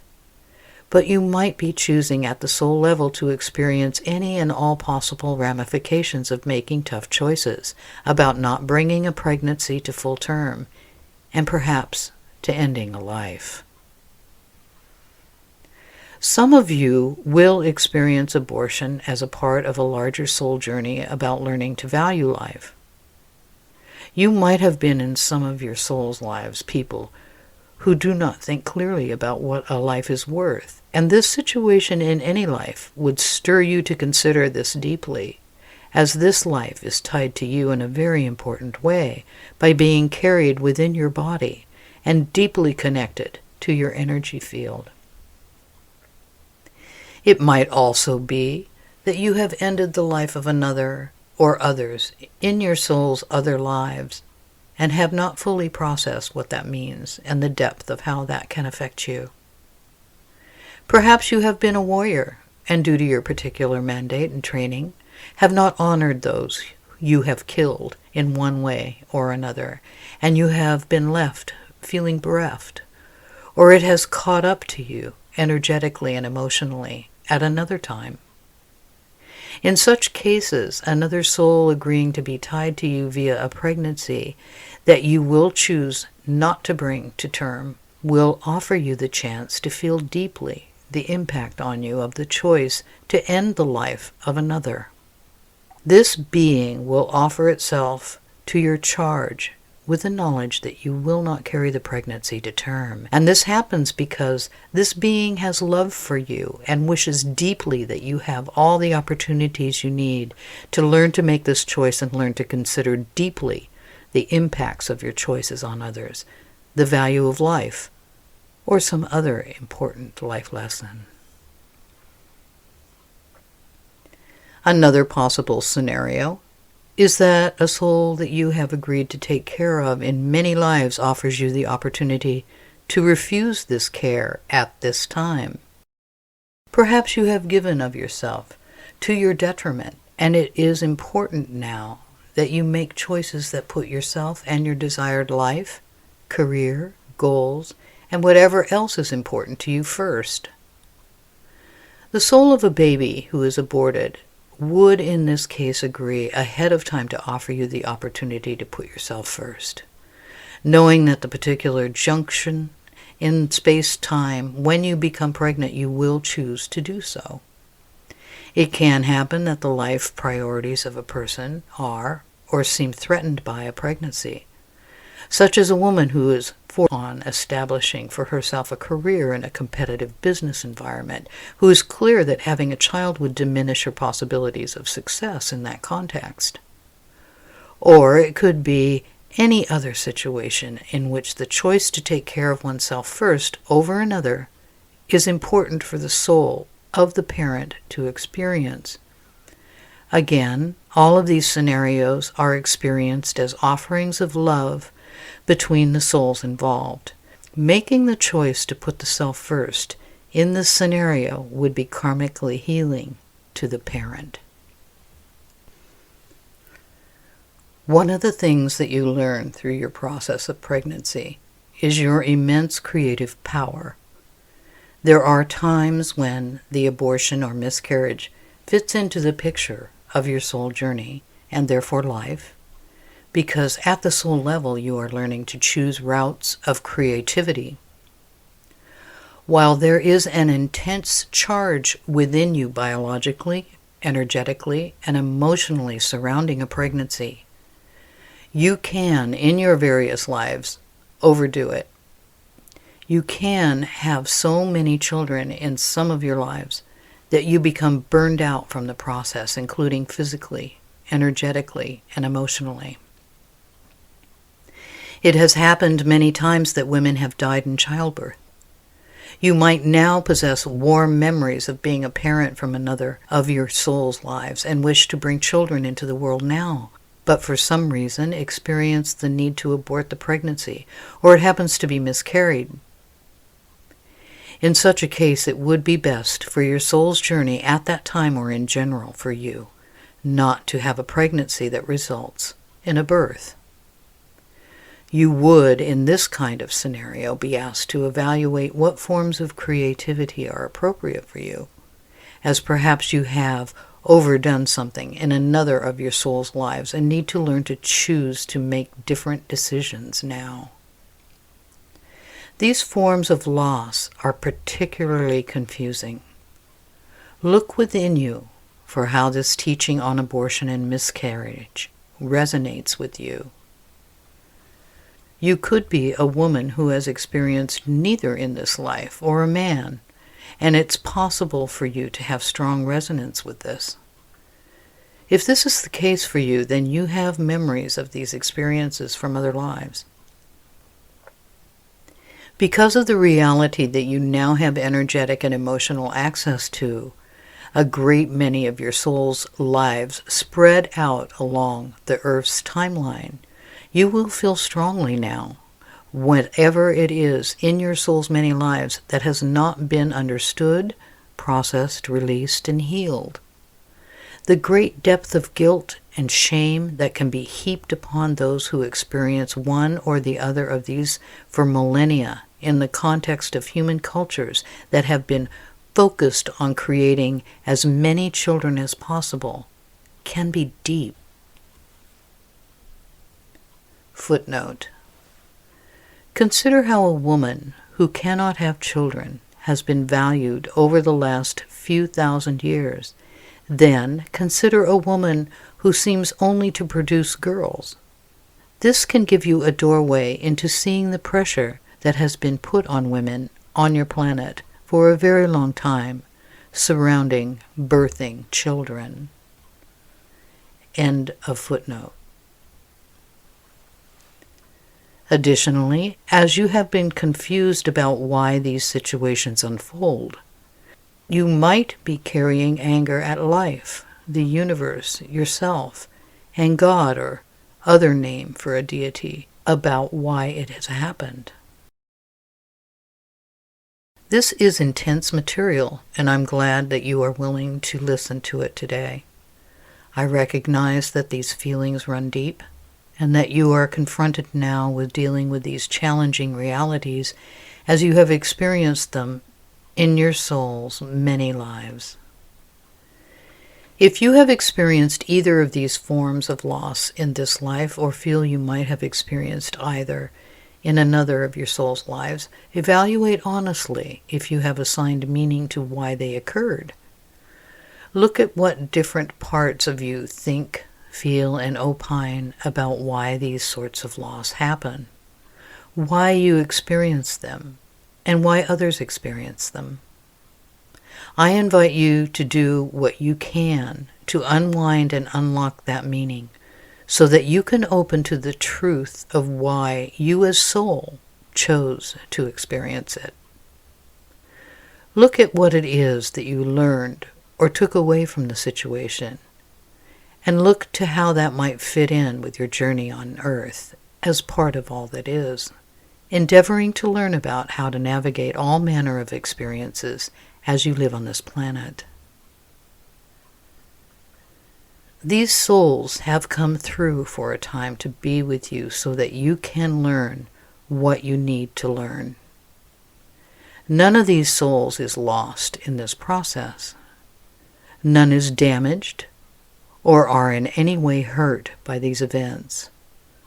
None of the souls that experience being aborted or miscarried harbor any ill will toward you because of the experience. None of them has any complaint about how you choose the best thing for yourself or how you cared for yourself seemingly at the expense of their life. They intended that you learn to take care of yourself, learn about what it is that you need and who you really are, and they showed up for as long as they did in support of that teaching.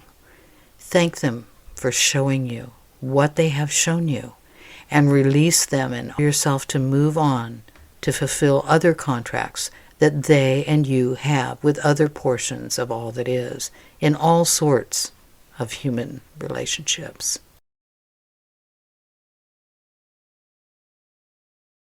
Adoption. I will speak about both sides of loss when adoption is part of a person's life, from the perspective of giving a child up for adoption and that of having been adopted. When a parent chooses to give up a child for adoption, there are numerous reasons that this may have been chosen to support the journey of the souls involved. When this is the right choice for a new parent, regardless of the details of the situation, there is, of course, the possibility that she or they work through the difficult emotions surrounding this choice.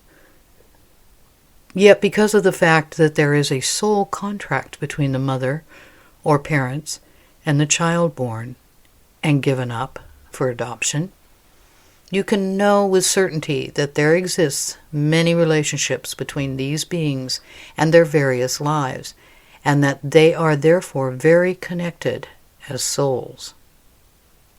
Even when the decision to give a child up for adoption has been arrived at in healthy ways, and all of the adult parties involved feel good and right about the decision, there is still the energetic and emotional tie that exists for what can seem like far too little time.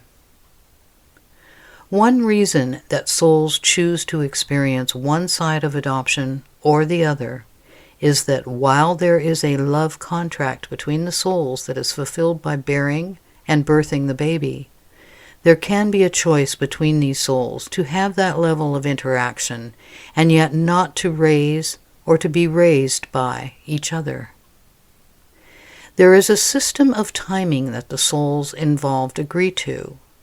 In some lives, the fulfillment of one chapter of the multi-life contractual agreement will be to be raised by another, birthed by one being and then raised to adulthood by another being with whom all involved have karmic ties and contacts at the soul level.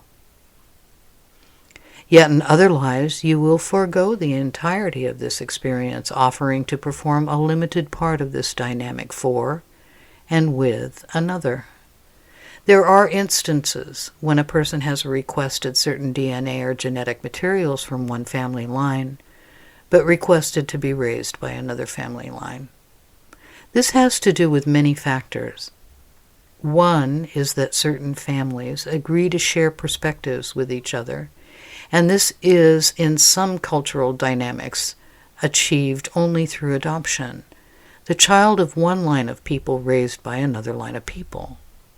In the womb, as the fetus is gestating, when the soul enters the body and becomes anchored, as it will be for as long as that individual lives a human life, there is an entrance into the sphere of the consciousness of the mother.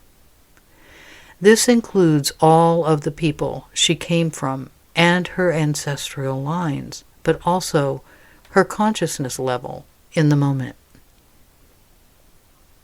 The developing baby learns to experience life, the world, and others in the family system and others in the mother's life through the lens of the consciousness of the mother.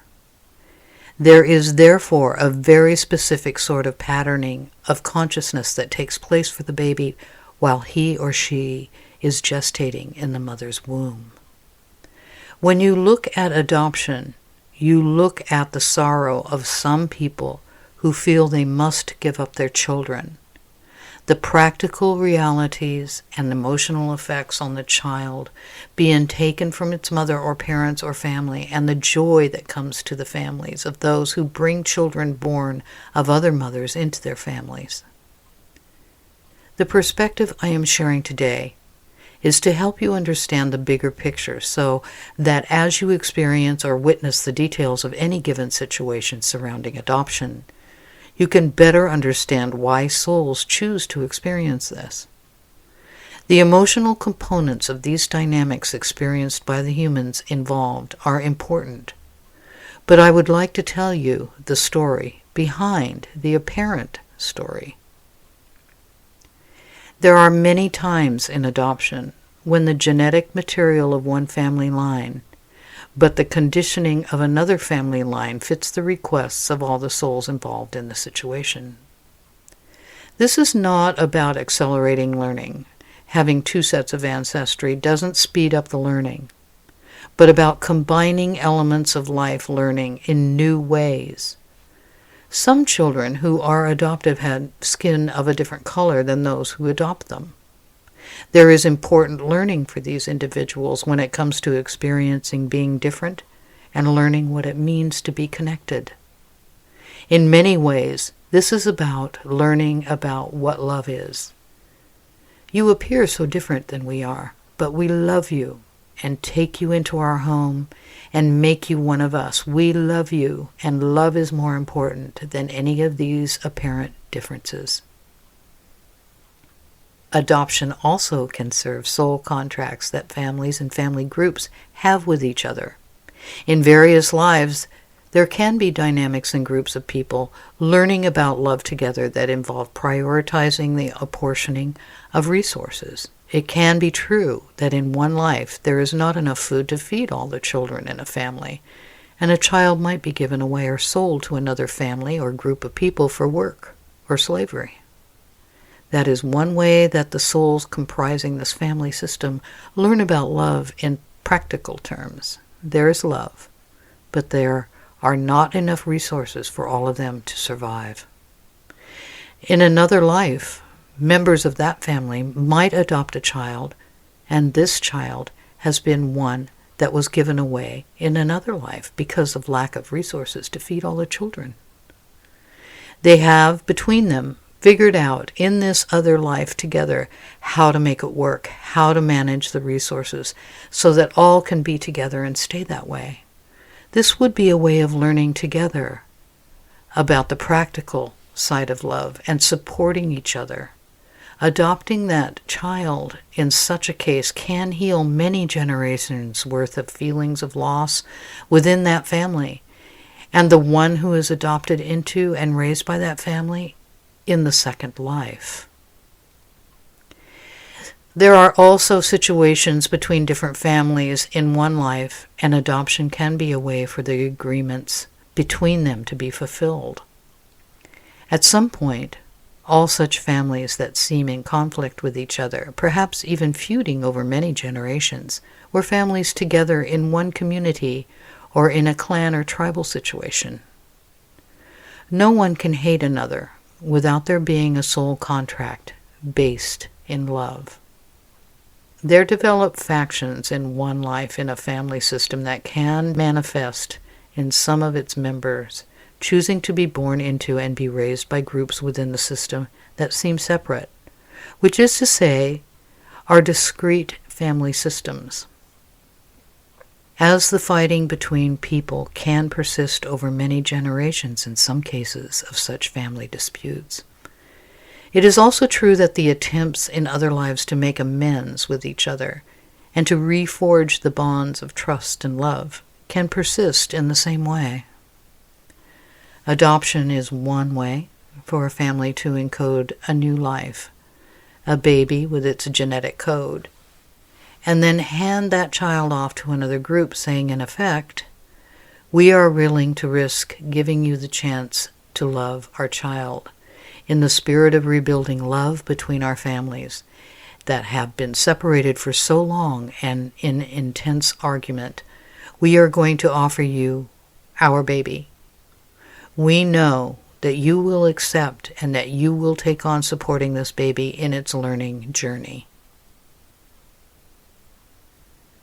What happens in this case is that the bonds between these souls who manifest as clansmen in some lives are strengthened and deepened as one child from one group finds a home in the other group. This is a complex topic because of the various webs of agreements in place between such family systems, and also because the environment that is found by the adopted child is not always one that is overtly loving and free from abuse. But the bottom line contracts at the soul level are worded in much the same way. One group will learn to love the offspring of another group.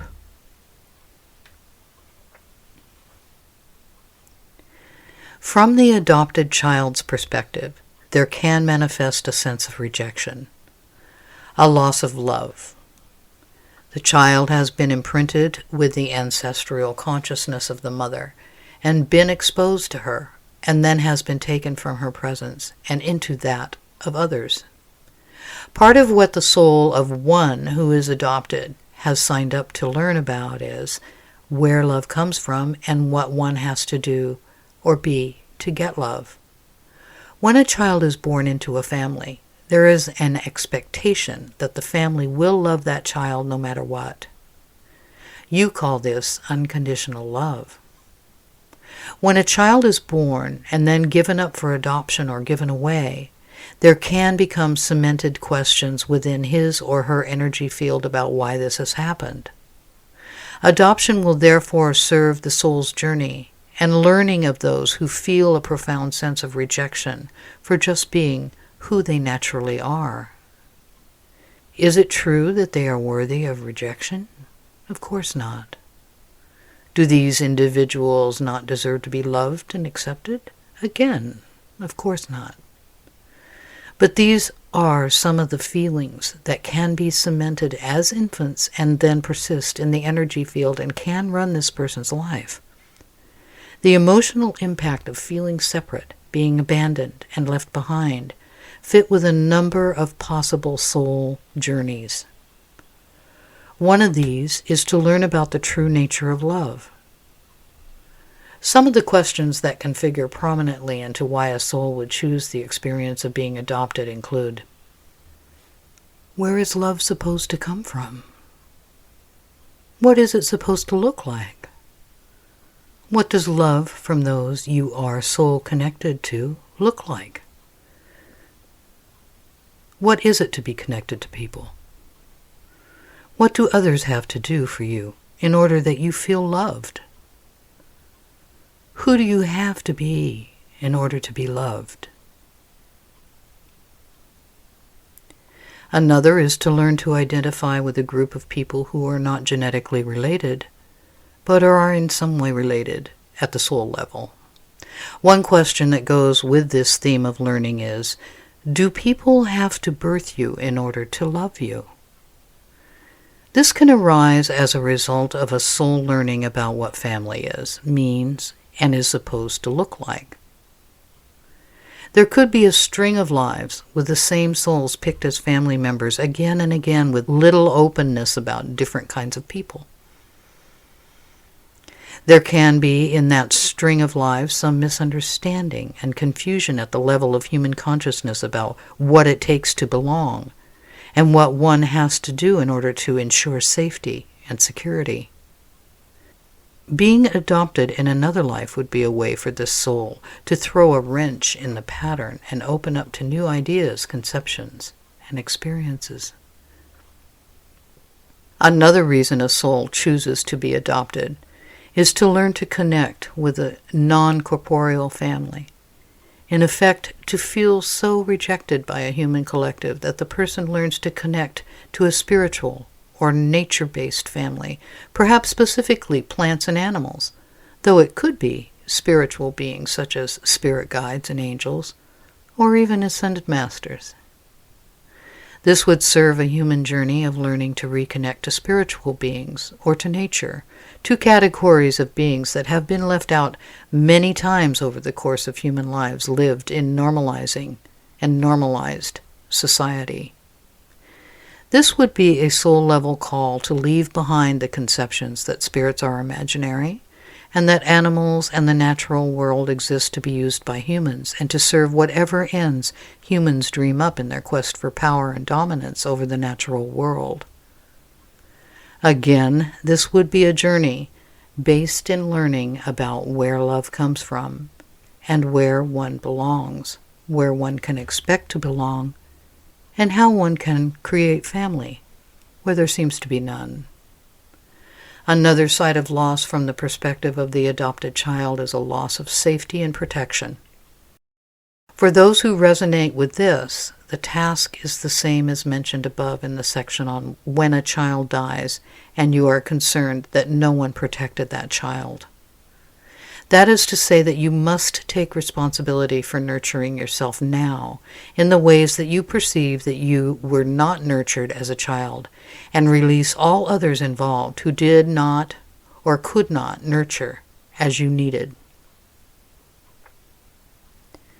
For all involved in adoption, from either side of it, there is a learning to be done about love. What it is, where it comes from, who is supposed to give it, what it means to love, and how love is to be expressed or manifested. How is it that I love you if I am willing to surrender you to someone else? How can I give you to someone else and understand that to be love? How can I love you? And how can I say that I love you if I have given you away to someone else? And conversely, how can I believe that you love me if you have given me away to someone else, to a stranger? How can I accept the truth that this separation and deep and abiding sense of loss is for my soul's highest good? There are many questions that will arise in those who choose to give up their children to adoption. Asking the self and each other such questions and searching inside for how to answer them is part of the process of learning about love. The same goes for those who have been adopted.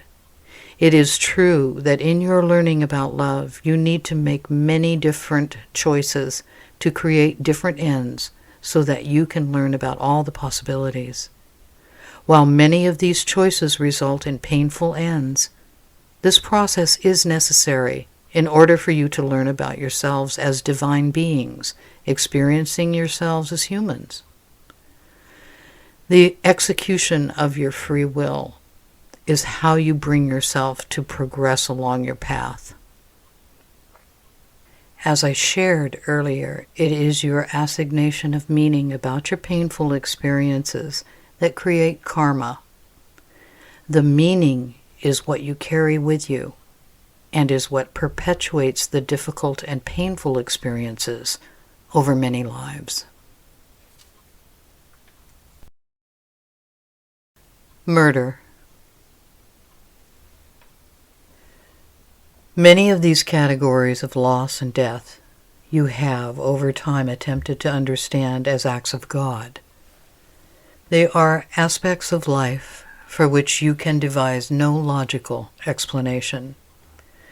Murder is different to your mind in that you can discern the motivations of the murderer and even analyze that person's mental and emotional state, informed as it is by his or her psychological and emotional history.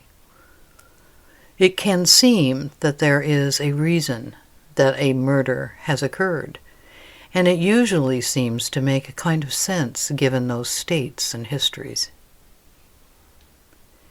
As with all important human relationships, murder reflects a complex dynamic between two souls that share a contract. It is not often that you can see beyond the violence and the injustice of murder, but I am today inviting you to open to see this in a new light. I wish to add to your understanding of this human experience, because in order for you to continue evolving into inhabiting yourself as a portion of all that is, the divine, having a human experience, your eyes need to be opened to truths such as this one. For many people, the emotional charge that accompanies the facts of the violence and injustice cannot be seen through. If you are one of these people, perhaps you have in this life experienced such an end of life to a loved one of yours. If you have this emotional charge, but you have not experienced the end of life of a loved one in this way, understand that you are carrying a karmic memory, or many such memories concerning murder, including your own and those of loved ones in your life, and perhaps of having committed murder at some point in your karmic history for some reason. This is not an easy topic for anyone. I would expect all humans who open to listen to this teaching to have a discomfort about it, perhaps more or deeper than for any other topic covered in this book of difficult topics. You have a sense of deep import and great ramifications when it comes to one human choosing to end the life of another, and you are right to sense this. What you are not right to do is to settle on an explanation for murder that says that the one who kills is evil. The teachings of evil that you have absorbed into yourselves at a very deep level are ready to be swapped for the truth. I will go into this in more detail later in the section on genocide. But here I will discuss the contracts the two souls involved in murder together have with each other and the impacts that the chosen actions in their various lives have on their souls and the learning journey each is traveling. The truths I will share here may indeed be difficult to take in, but it is necessary for your journey. I can assure you that the more emotional charge, tension, discomfort, and or anger you have as a result of encountering this section of this material, the more important it is for you to listen and take it in. But let me say that I encourage you to take your time and go at your own pace. There is no need to rush either the listening of the material or its processing within you. Also, I invite you to observe your feelings about this topic as you listen. If you can become more conscious of what is behind the charge, tension, anger, and/or discomfort, you can learn much about what you are carrying about this reality of life, whether from this life or from your soul's other lives. So if you are angry from listening to this material, notice it. If you are outraged, observe this. If you are filled with tension, note and observe this too. Do what you can to maintain conscious awareness of your emotional, mental, and physical states as you read on, and choose not to be swept away by any emotional charge that may come up within you. Karmic contracts are not about suffering, and they are not about violence. Yet suffering and violence are two of the many potential routes to learning a number of life lessons that you, as the divine, come here to learn. They are ingredients of the human experience. When there is a soul contract between two people that results in one person killing the other according to your definition of murder, this is a contract based in love between souls, just as a contract between a mother and a child she births, or between siblings or spouses. This is to say that the energetic connection is just as important to the journey of each soul as with these other relationships. In fact, with those with whom you have the deepest connections, you will, in various lives, incarnate in a variety of relationships.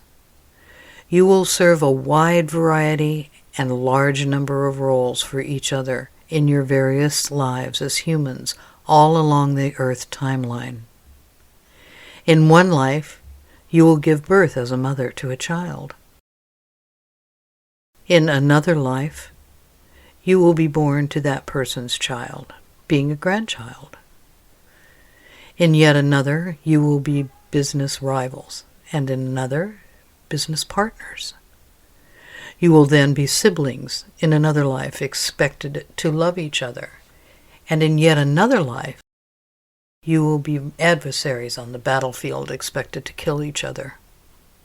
These and all other possible relationships are available to souls incarnating as humans, as they, on the level of soul, agree to participate in each other's evolution.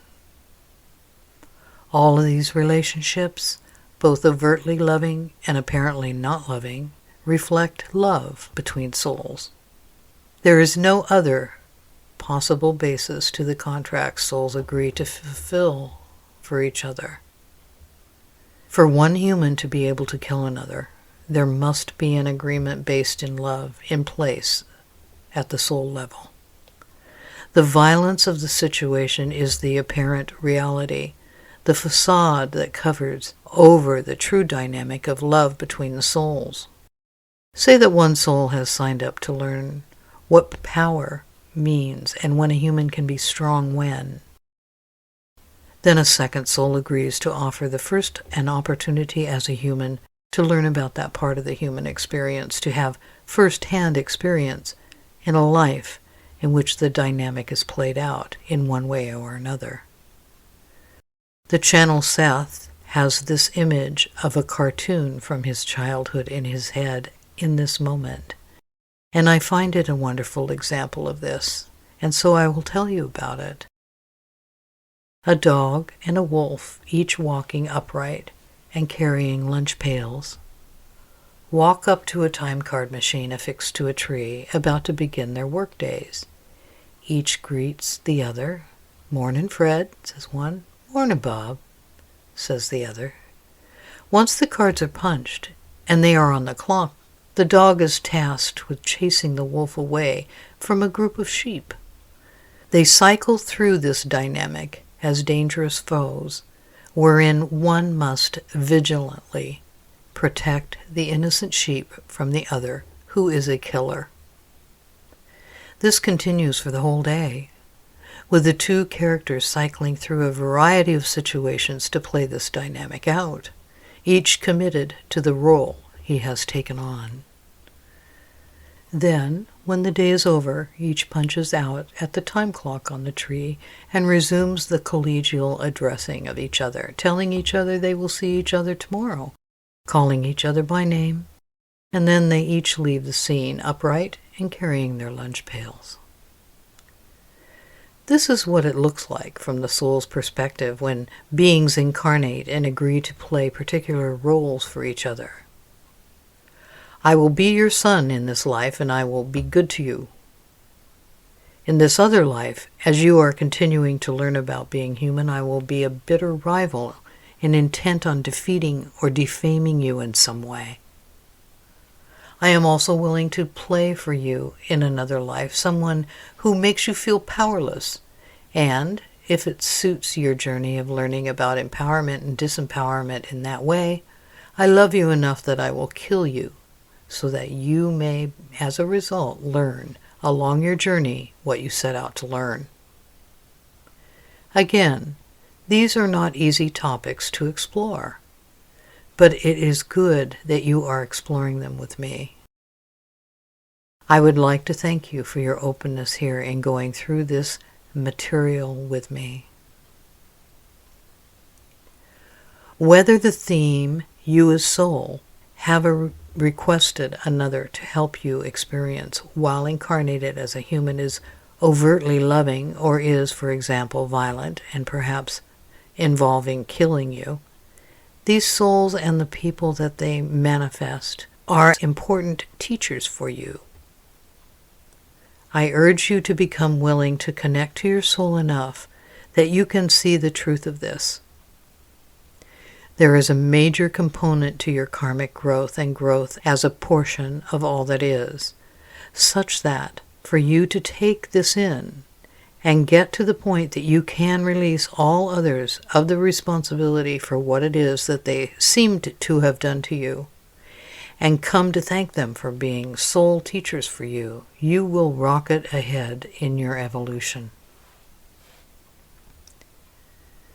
The only reason that I come through to offer teachings such as this one is that you can learn about why you do what you do, take responsibility for it, and move on with consciously creating your life, the world, and the universe around you with a recognition of who you really are and what are you doing on that planet as a human.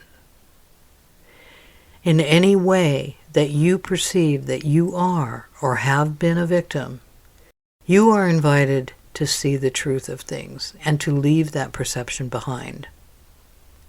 Taking in these difficult truths is the fastest route to getting to where you, as the divine, have set out to go. You are all willing to play so many different roles for each other. You, as all that is, are willing to act out the love you have for yourself as the divine in limitless variety. It is really amazing when you think about it. What you are willing to do for each other so that all might learn all that is possible to learn as humans. While the ending of a life in this way is usually traumatic for the one whose life is ending and painful for those in his or her life who are left, there is love behind this ending of life. Love is the basis of all soul contracts, and each of you is the source of love that drives the evolution of yourselves as all that is, the divine having numerous experiences, living lives all along the earth timeline. It is common that you as humans experience killing and being killed in ways that can be defined as murder when you are exploring the life theme of learning the right use of will. This theme, as any other theme, presents you with a series of choices over many lives, and you have free will in deciding how you will choose to live the theme out in daily life. You come into direct contact with your power as a creative being, as the divine, by making choices along soul journeys that fit with that theme. You have experiences making choices that are informed by morality, and you have experiences in which your choices are informed by something that is not based in morality, or that is based in a morality but not the prevailing one, or one that is judged by you or others to be bad or an evil version of morality. Often you are learning about will through living into and through a certain sort of relationship with desire. You want something, and you must learn about if it is good for you and what you are or should be willing to do to obtain it. When living lives exploring this theme, and many of you are doing this as it is one of the major categories of life themes that you as humans live in order to learn what it is to be human, there are times when you are deeply in touch with something that you want, and you encounter others who are also deeply in touch with what they want, and you might conflict or overlap in your desires. It happens often that one of you will defer to the other, or that you will negotiate. But when neither of you is willing to give up having what you want, a conflict can arise. Many murders have occurred on Earth over the millennia since there first were humans, because of this soul-level learning of the theme of the right use of will. Many have also occurred when it seems or is true that one person's survival depends on the death of another. This life theme the soul would be learning about in one form or another is obviously survival and or security. There are many judgments that go with these behaviors, and it is important for you to explore them. But I will remain focused on the soul's experience so that you might come to understand more deeply the truth of why souls choose experiences such as this one. The karma of murder is not what you have come to believe. In your minds, karma has become seen as having good things come to you when you do good, and bad things come to you when you do bad. As my phrasing implies, this is a simplistic conception of karma. Beyond being simplistic, it is simply not accurate. You have not yet been clear about why things happen to you in your lives. It is easy to conceive that when a bad thing happens to you, it is because you have done something bad to deserve it. You are inclined to view human justice as an appropriate model for spiritual justice. But as you have been not fully aware of what soul and divinity are, how the incarnation process works, and why it is experienced in the first place, human justice cannot possibly mirror what is really going on from the perspective of all that is. What you see as bad or evil behavior and deserving of punishment is so only from the human perspective. And there is much going on between souls in their contracts with each other that qualifies as bad or evil behavior, and therefore, through human eyes, deserving of punishment. As I define karma, it is your beliefs about why things happen the way that they do. The belief forms a knot in your energy field, and by carrying it, you attract scenarios and situations that reflect it, which is to say, bring it to life or manifest it. The outer world cannot help but to conform to your inner world. Where you have had painful or damaging experiences repeated over time, it is because you have at some point internalized meaning about why something painful has happened to you. When I talk about the karma between people, I'm talking about the contracts their souls have together, plus the meanings that have been assigned to the experiences the two souls manifested incarnations have experienced together. As such, murder reflects karma between people, both in the contract between the souls and as it reflects what is going on between them energetically and emotionally across a number of different lives together, living through different sorts of relationships with different kinds and levels of feelings about each other. The feelings about what they have done together is a layer formed, so to speak, on top of the basic karmic contract. When reacting to each other in any given life, it is often the feelings layered atop the karmic contract that the involved humans deal with. I am teaching you these truths, incidentally, so that you can learn to process what is above the karmic contract, as well as how to honor the contract itself. When it comes to murder, the feelings are incredibly intense, often stirring up fears about survival. And so, if this section resonates with you, know that you have much work to do with working through the emotional cache you are carrying in your energy field about what you perceive has happened to you and why. When one person kills another, but it is an accident, again, there are soul-level contracts in play. What is different is the point of the learning that each has agreed to support the other in experiencing.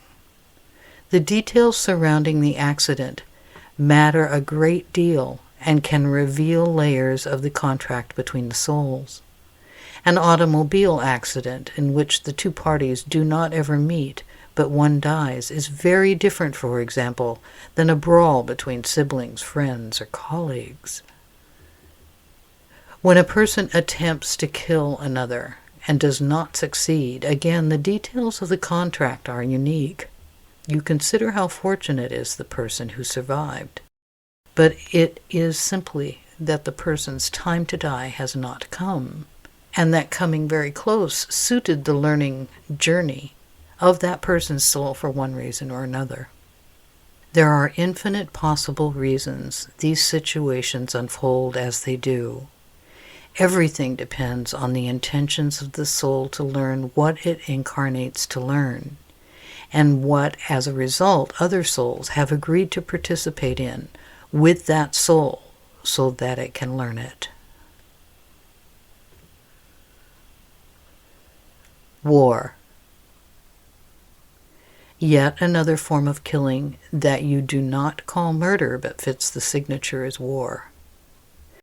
This is group, government, or state-sanctioned combat, sometimes guerrilla warfare, and sometimes between groups of people that do not operate according to a political agenda in some way, such as killing in gang contexts.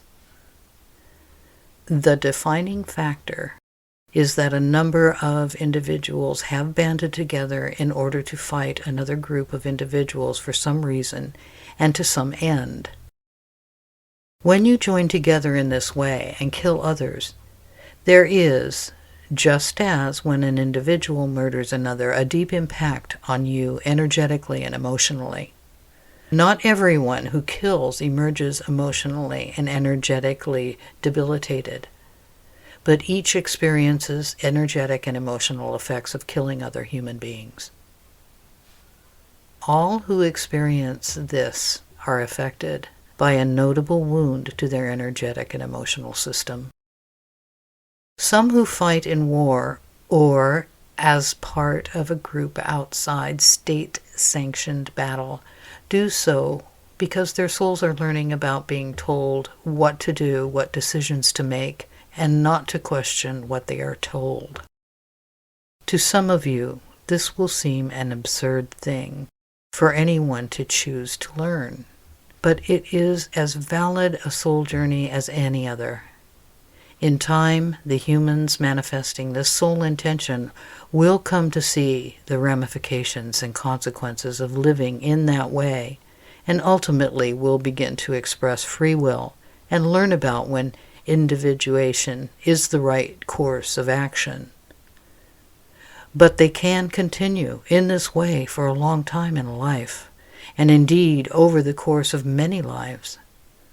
Those who kill in this context along this sort of soul journey are learning about when it is the right time to listen to others and when it is the right time to make decisions for oneself, and sometimes about the realities of collective versus individual systems of morality. It is categorically true that they are impacted by such killing, and it will be simply a matter of time until they feel they have explored all there is to explore in that way of living versus the reality of the impact they are carrying emotionally and energetically. Another reason that war fits a soul's journey is to live in ways that involve fighting for what one believes in. Another is to learn about how far one will be willing to take an identity that is formed from the group of which he or she is a part. Sometimes the right word for this is patriotism, and other times family honor is the right label. And at other times it is for the love of God or something else like this. But this way of living in orientation to a belief always involves having developed an identity surrounding the belief in question, whether individually or as a part of a collective sharing that identity. So many of you fight to explore how far you have to go to prove your love for and commitment to that identity, or to ensure that others cannot get away with insulting or changing your belief, and therefore your identity. War in the present time for you has an added dimension, quite literally, in fact, as many of you now begin to wake up to your nature as multidimensional divine beings, even if unconsciously, which manifests as feeling the weight of what you do more and more deeply, and the impacts of war cannot be put off any longer. You are capable of feeling so much more deeply now, and the result is that whatever it is you do that has the possibility of impacting you in deep emotional and energetic ways, it does so much more deeply. You also are accessing the energetic and emotional information related to your soul that is being played out in its many lives spread out along the Earth timeline. The acceleration of the evolution of consciousness that you are now experiencing includes that you experience yourself, including your emotions, multidimensionally. And the time-space dimension in which you live now is just one dimension. As such, each potentially impactful thing in the present moment that could happen to or around you has the potential to trigger your memories from other lives, including your karma, which is to say your beliefs about why things happen and have happened to you. It does not always happen all at once for everyone, but it is happening within everyone to one degree or another. The result of this particular and unique time in the Earth timeline is that those who go to war in your present time are being triggered in ways that run incredibly deep. If they are headed to war, they have some karma to work out, beliefs to face and confront. By that experience, the vast numbers of your soldiers returning from your wars now are manifesting physical and emotional problems so much more than at any other time in the history of your making war with each other, because of the escalation of all humans being able to access their multidimensional nature more than ever before. Again, the energetic backdrop behind all life on your planet is the reason this is happening in this time for you. These shifts reflect the evolution of consciousness in general, and each being on Earth is experiencing its own shifting in one way or another. For many humans, this means being confronted with the reality of emotions that part of them feel outside the dimension in which they live, which is to say outside the timeline they are conscious of experiencing and expecting to experience. The deep impact that killing other conscious beings has had on you across time is now catching up to you, in other words. You are faced with knowing yourself as an energetic being, having a human experience, and I can tell you with certainty that you are all facing the summation of the emotions and energy of all your lives, all of your deeds in those lives, and all of your motivations, beliefs, desires, passions, and needs that informed those deeds. This is a particularly intense time, and those who are going to war in one form or another now are dealing with intense and deep karma about risking and giving up their lives and taking the lives of others. When it comes to the energetic and emotional impact upon you when you kill another, the reason for the killing does not matter.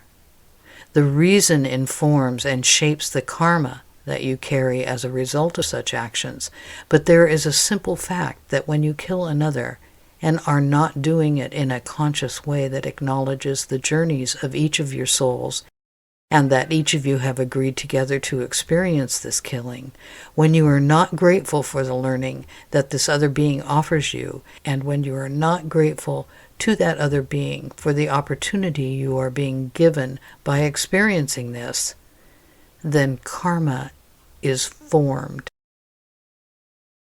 Beliefs about right and wrong, or good and evil, are formed, as well as beliefs about where you and the other person fit within those categories. The loss that you experience through war have to do with the perception of wasted life, lost innocence, and/or the end of a belief in goodness. Some of those who fight lose their lives and lose friends and loved ones. Those who are not fighting lose an ability to overlook the realities of what humans can do to each other when driven to fight each other, and they also lose loved ones. All involved lose a sense of peace, either of having it and thereby feeling safe, or creating it and thereby feeling empowered, and often the belief that peace is possible. War has functioned over time as a way for you to learn many sorts of lessons about life, actually in an accelerated way, because of the necessary drama of all that war involves. When you have lost faith that peace is possible, this can be regained. You must individually and collectively shift your conception of what war is and what it is for, and then you will be able to accept its purpose. I can tell you that as you adapt to the truths about who you really are, including the energetic and emotional impact that war and its component of killing other humans has on you, you will choose to learn to negotiate in new ways and for new reasons. You will see how to identify with the other, and you will learn to understand the journey of that other. This is not a utopian fantasy, and I do not wish that your head be filled with images of rainbows and puppies and cute things as a means to avoid looking at the difficult topic of war and killing. This is a realistic look at what taking in the reflection of the other as telling about what you will do. It will bring you into consciousness about what it is that you choose and why you choose it, and also the ramifications. You will be able to see the ramifications before making your choices, and you will, without doubt, choose differently. Genocide. Continuing with this theme, I would like for you to understand genocide as a complex form of loss and death that many individuals agree at the soul level to experience together. This topic is for many humans terrible to think of, let alone shift their perspective regarding. Murder is hard enough for you, I know. Yet a perspective shift is what I'm inviting you to choose today. It is part of you coming to see the truth of why souls create the experiences while living human lives that they do. The basic definition of genocide is when one or more groups of people seek to eliminate from existence one or more other groups of people. It is another level beyond the idea that one group of people will fight another group for domination, resources, land, or anything else. The definition of war. The feeling behind genocide is an anger and intolerance that is rooted in pain, just as all anger stems from pain. If you look behind each and every instance of anger you have ever experienced internally or in your surroundings and other people, you will find a kernel of pain that is great, one that you perhaps might not know what else to do with other than to respond with an aggression that is categorized as anger. This lashing out in anger is meant as a protective response, another indication that anger is rooted in pain.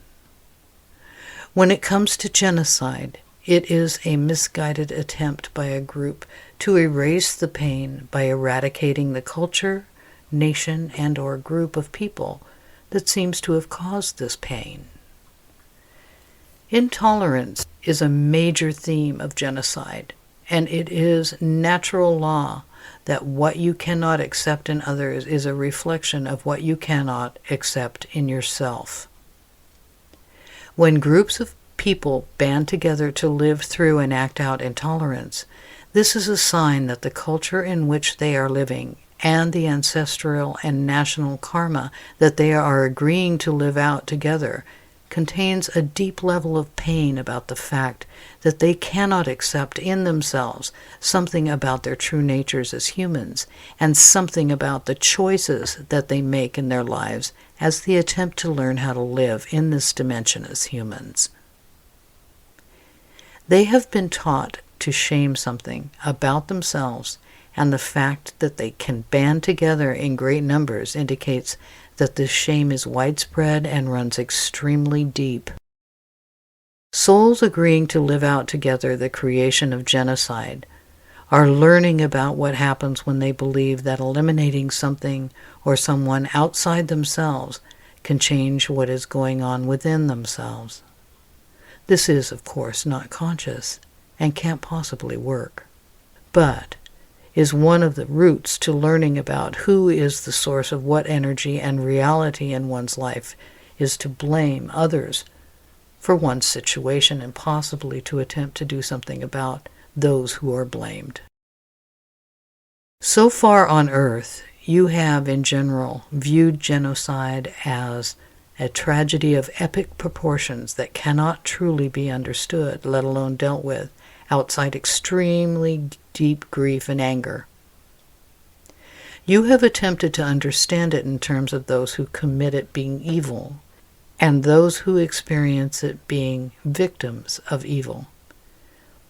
It is time that you come to see the causes of it and to see them with clarity, both because this is an issue that has played itself out in your history, and it is time to heal the history that you are carrying in your energy fields as well, because it is playing itself out on Earth now for the same precise reasons it always has occurred.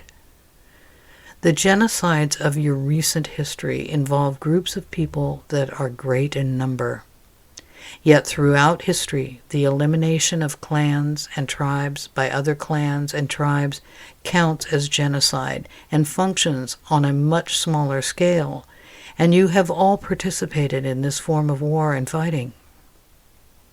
All of you have seen this from both sides, whether you have been classified as a warrior or not, and whether you have had a hand in killing or not.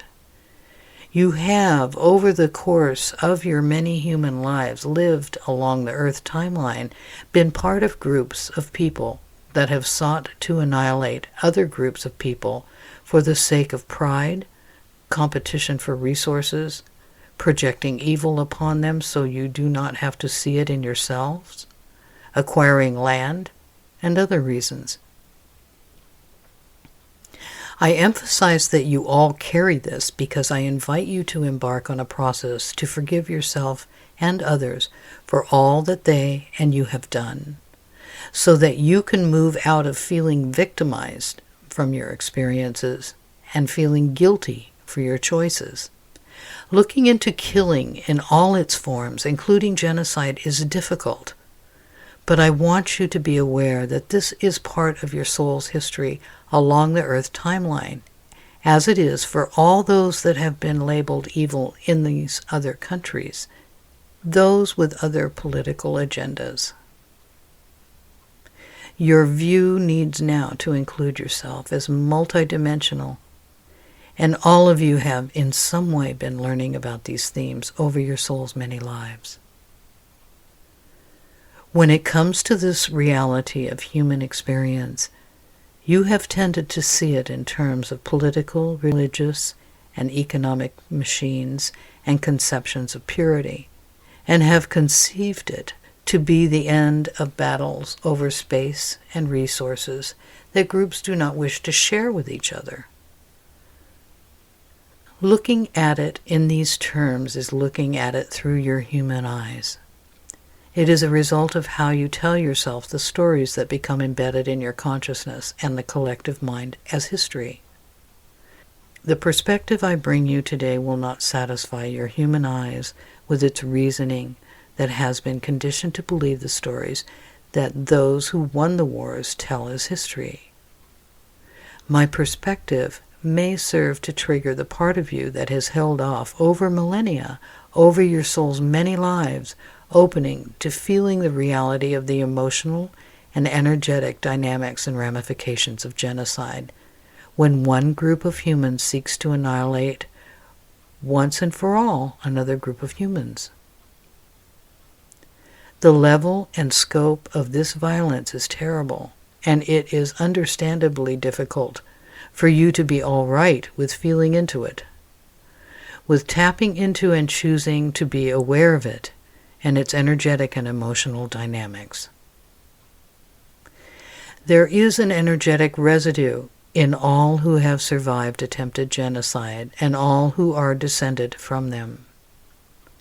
This energetic inheritance is a mode of consciousness that is formed by having experienced such life situations, and it can continue for many generations after the events in space-time have concluded. This residue, as an energetic inheritance, is comprised of beliefs about why the situation happened, why their people were targeted, why God would let this happen, why the other people are so hateful, and other beliefs that are sourced in a readiness to feel victimized by what happened. You have developed a reasoning about genocide that is based on what you have told yourselves evil is.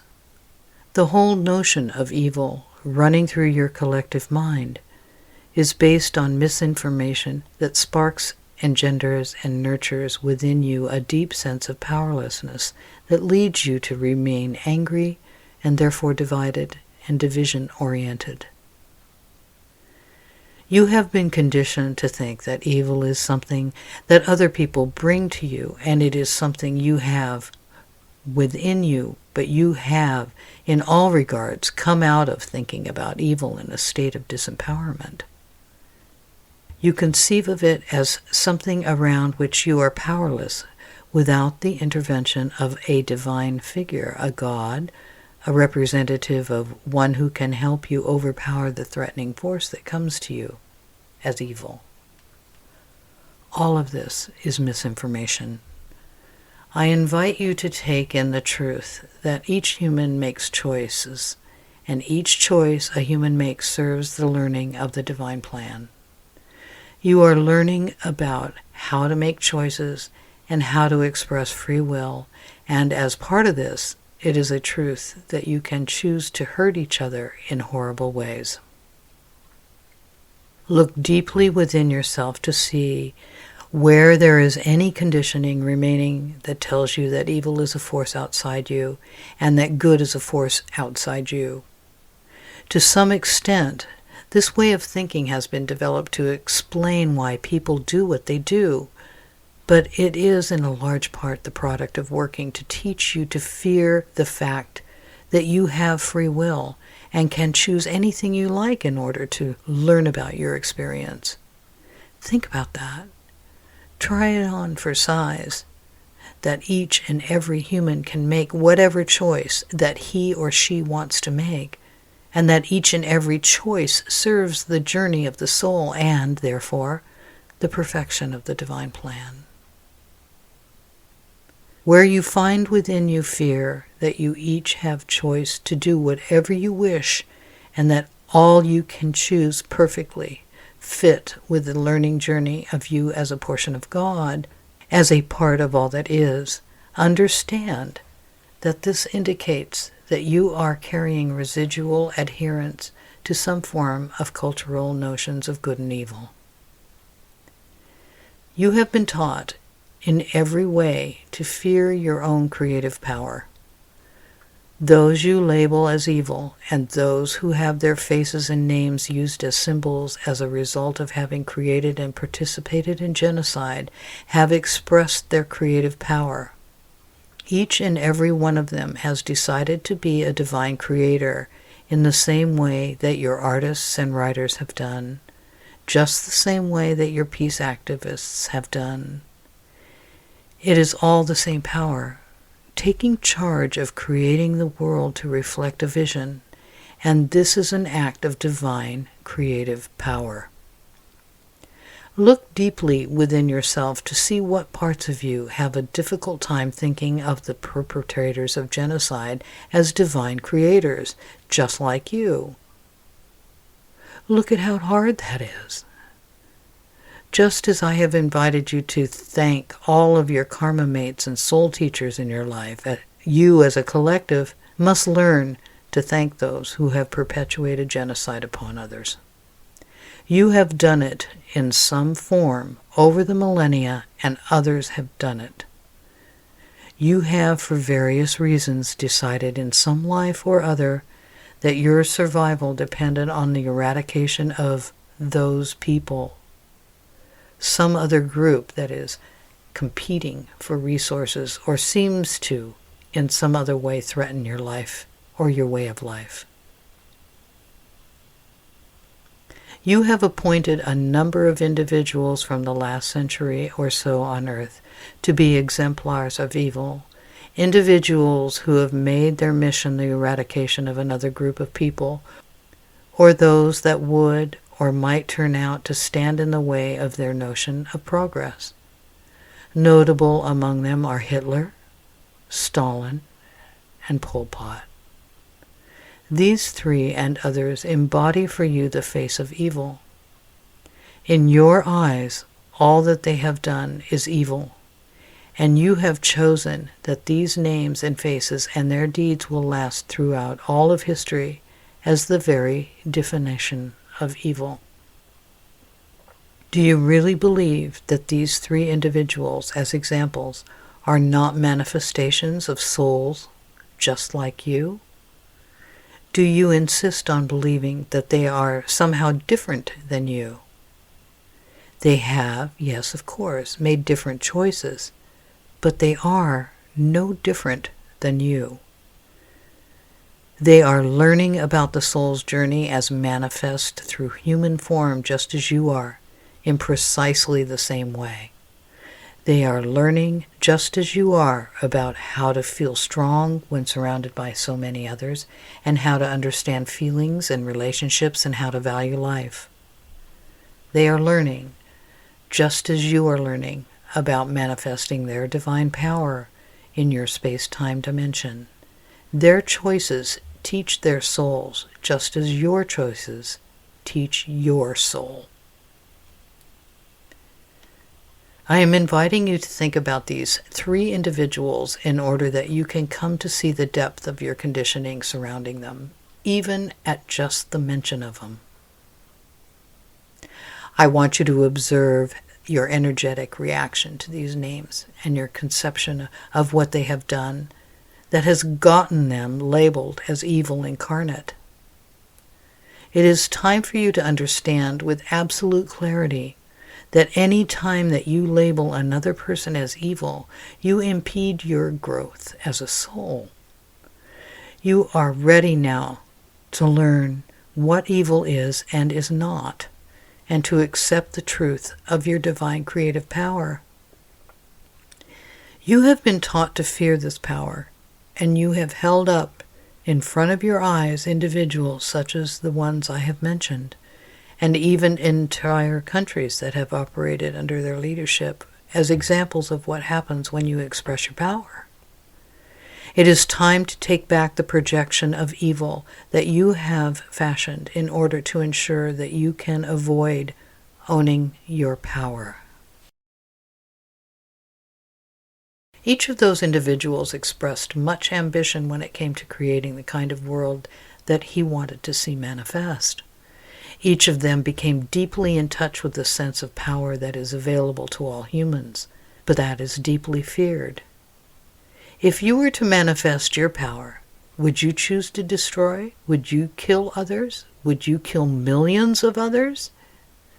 Are you now afraid of what you might do if it turned out that you actually do have the divine power that I have repeatedly told you is yours?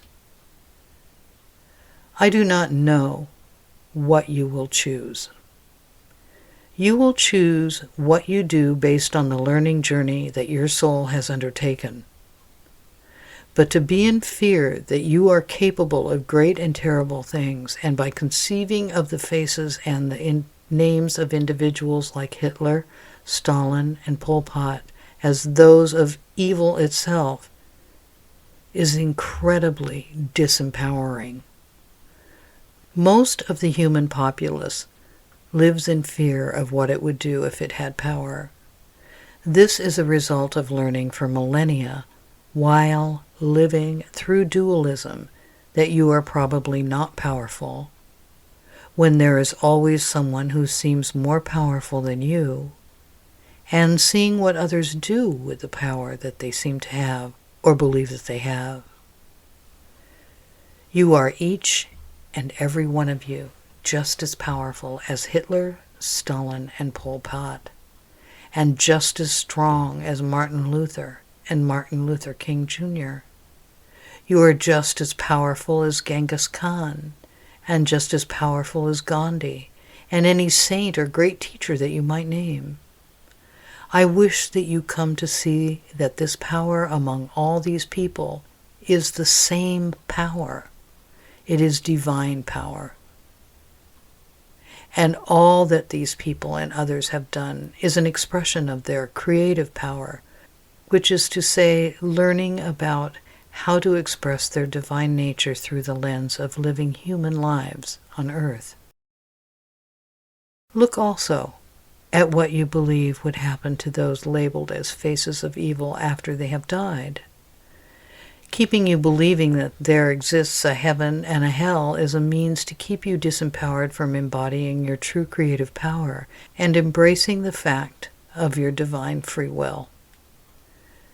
You have been taught in different ways that people who commit evil go to hell or suffer endlessly after death for living lives spent committing and embodying evil.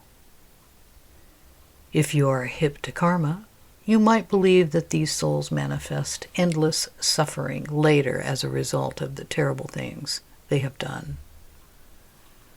What happens to these souls is the same as what happens to any of you. You are born again at different parts along the Earth timeline, and you deal with the karma, or beliefs about why things happen that you carry. It is precisely the same.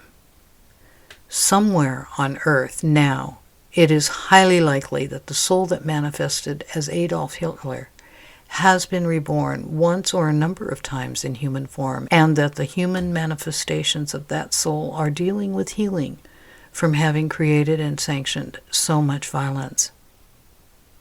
A human manifestation of that soul will need to deal with the energetic and emotional effects of violence, just as would a person who has experienced violence. That human will be learning about fairness, equality, justice, and the expression of will and aggression, just as any other human would. I want to put your attention first and foremost in this section on your desire to judge that soul and the humans it manifests as, and I want you to know that the soul signed up for the manifestation of Adolf Hitler's life in order to teach humanity an incredibly valuable lesson about fear, intolerance, and hatred, which is a way of saying lessons about love. As such, I invite you to be grateful to that soul and to that manifestation of it as Adolf Hitler. I invite you to accept the truth that this soul has agreed to be a teacher for billions, reaching far beyond the time, space, and duration of that single human life, and that this soul has done so out of a deep love for all other beings as other identical portions of all that is. Observe how this feels to you. Look with honesty at the energetic reaction, which is to say emotional reaction, that you are now experiencing. Understand that there are parts of you so terrified of your own power that they put Hitler's face on the concept of evil, so that you do not have to come to know your true power. They do this so that you can avoid finding out the depth to which it is true that you have free will and can choose to do anything that you want to do, and for any reason. Regarding the karma of such a figure, I would like for you to know that the other human manifestations of the soul that manifested as Hitler might not be engrossed in self-hatred. Look to how you want this soul to suffer because of the horrible effect that this particular human had on the world, and understand that this is a representative of your own process of forgiving yourself for making the choices that you have made in your soul's various lives along the Earth timeline. You are just the same as all other souls, and the soul of the portion of all that is that manifested as Adolf Hitler is also the same as all other souls. Precisely the same. You are all learning about how to be human, and you are all learning about the inherent power in your free will. Other manifestations of that soul would not necessarily be self-hating or guilty, though it is likely in at least some of them. Remember that as you might want that soul and its manifestations to suffer, it and they have done nothing that others have not asked it to do. Nothing about that man's life unfolded without invitations from others who sought a teacher to do precisely what he did. This is incredibly important. It is a healing opportunity of an almost unprecedented level. You are ready to learn to heal and release each and every instance of perception of yourselves as victims. When it comes to genocide, this can run deep. There is a cultural collective identity handed down within a group that members of this group are victims. The responses to this sense of victimization tend to range from feeling powerless to depressed to angry, and these feeling dynamics are handed down throughout generations.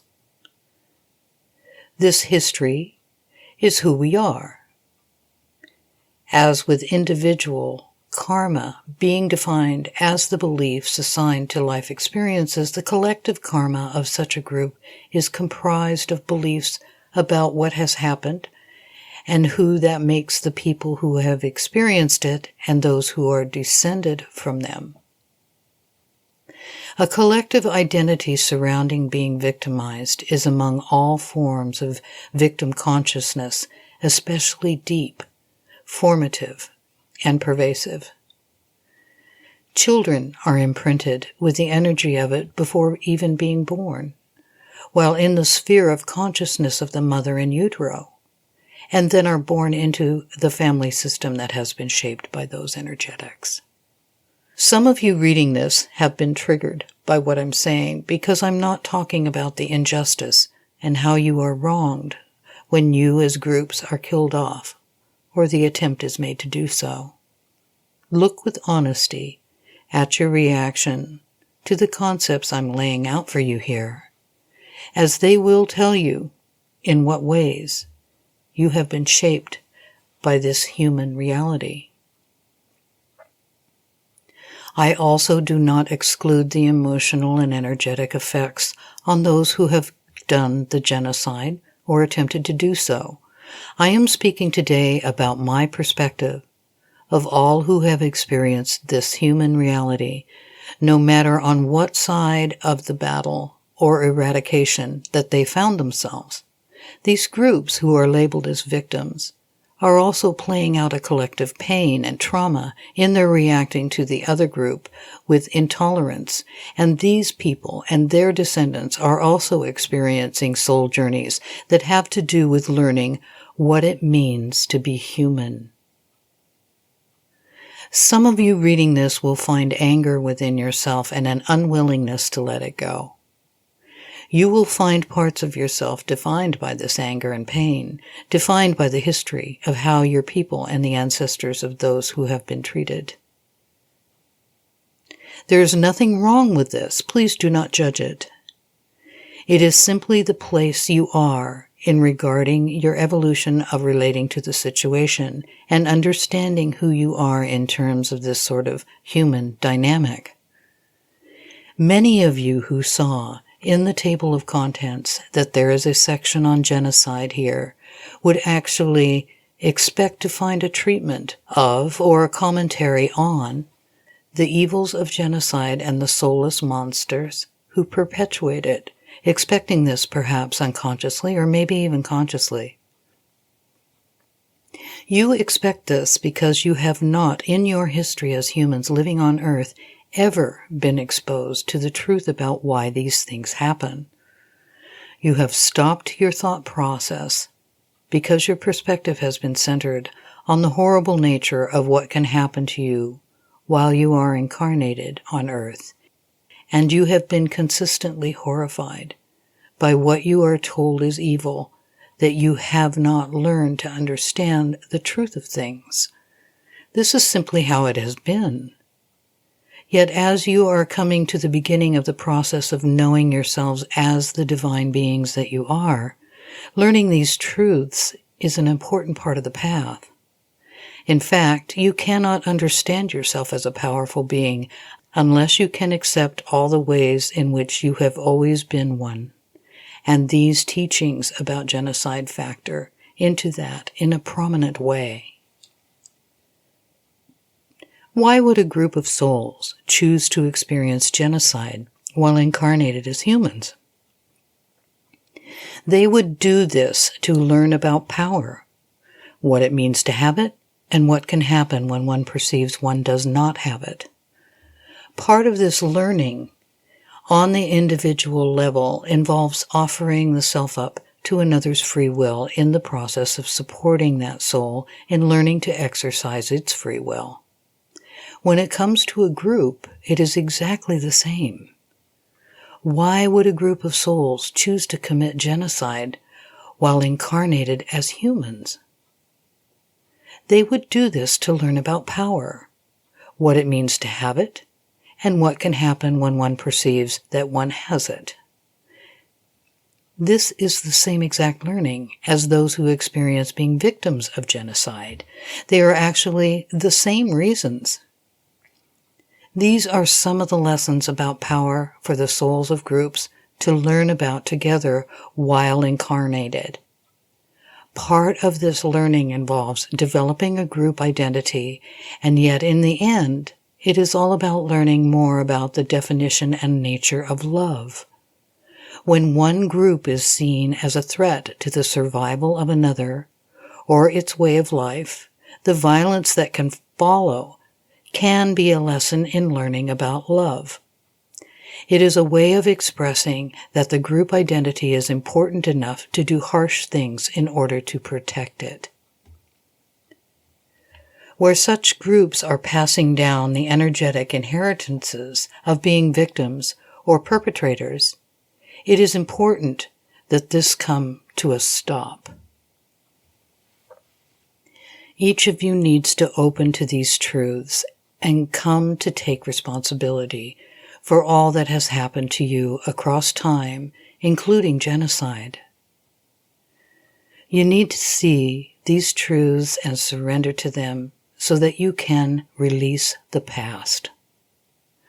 Whether you were energetically imprinted in your family, religion, country, or race as victim or perpetrator, this imprint is affecting everything about your life.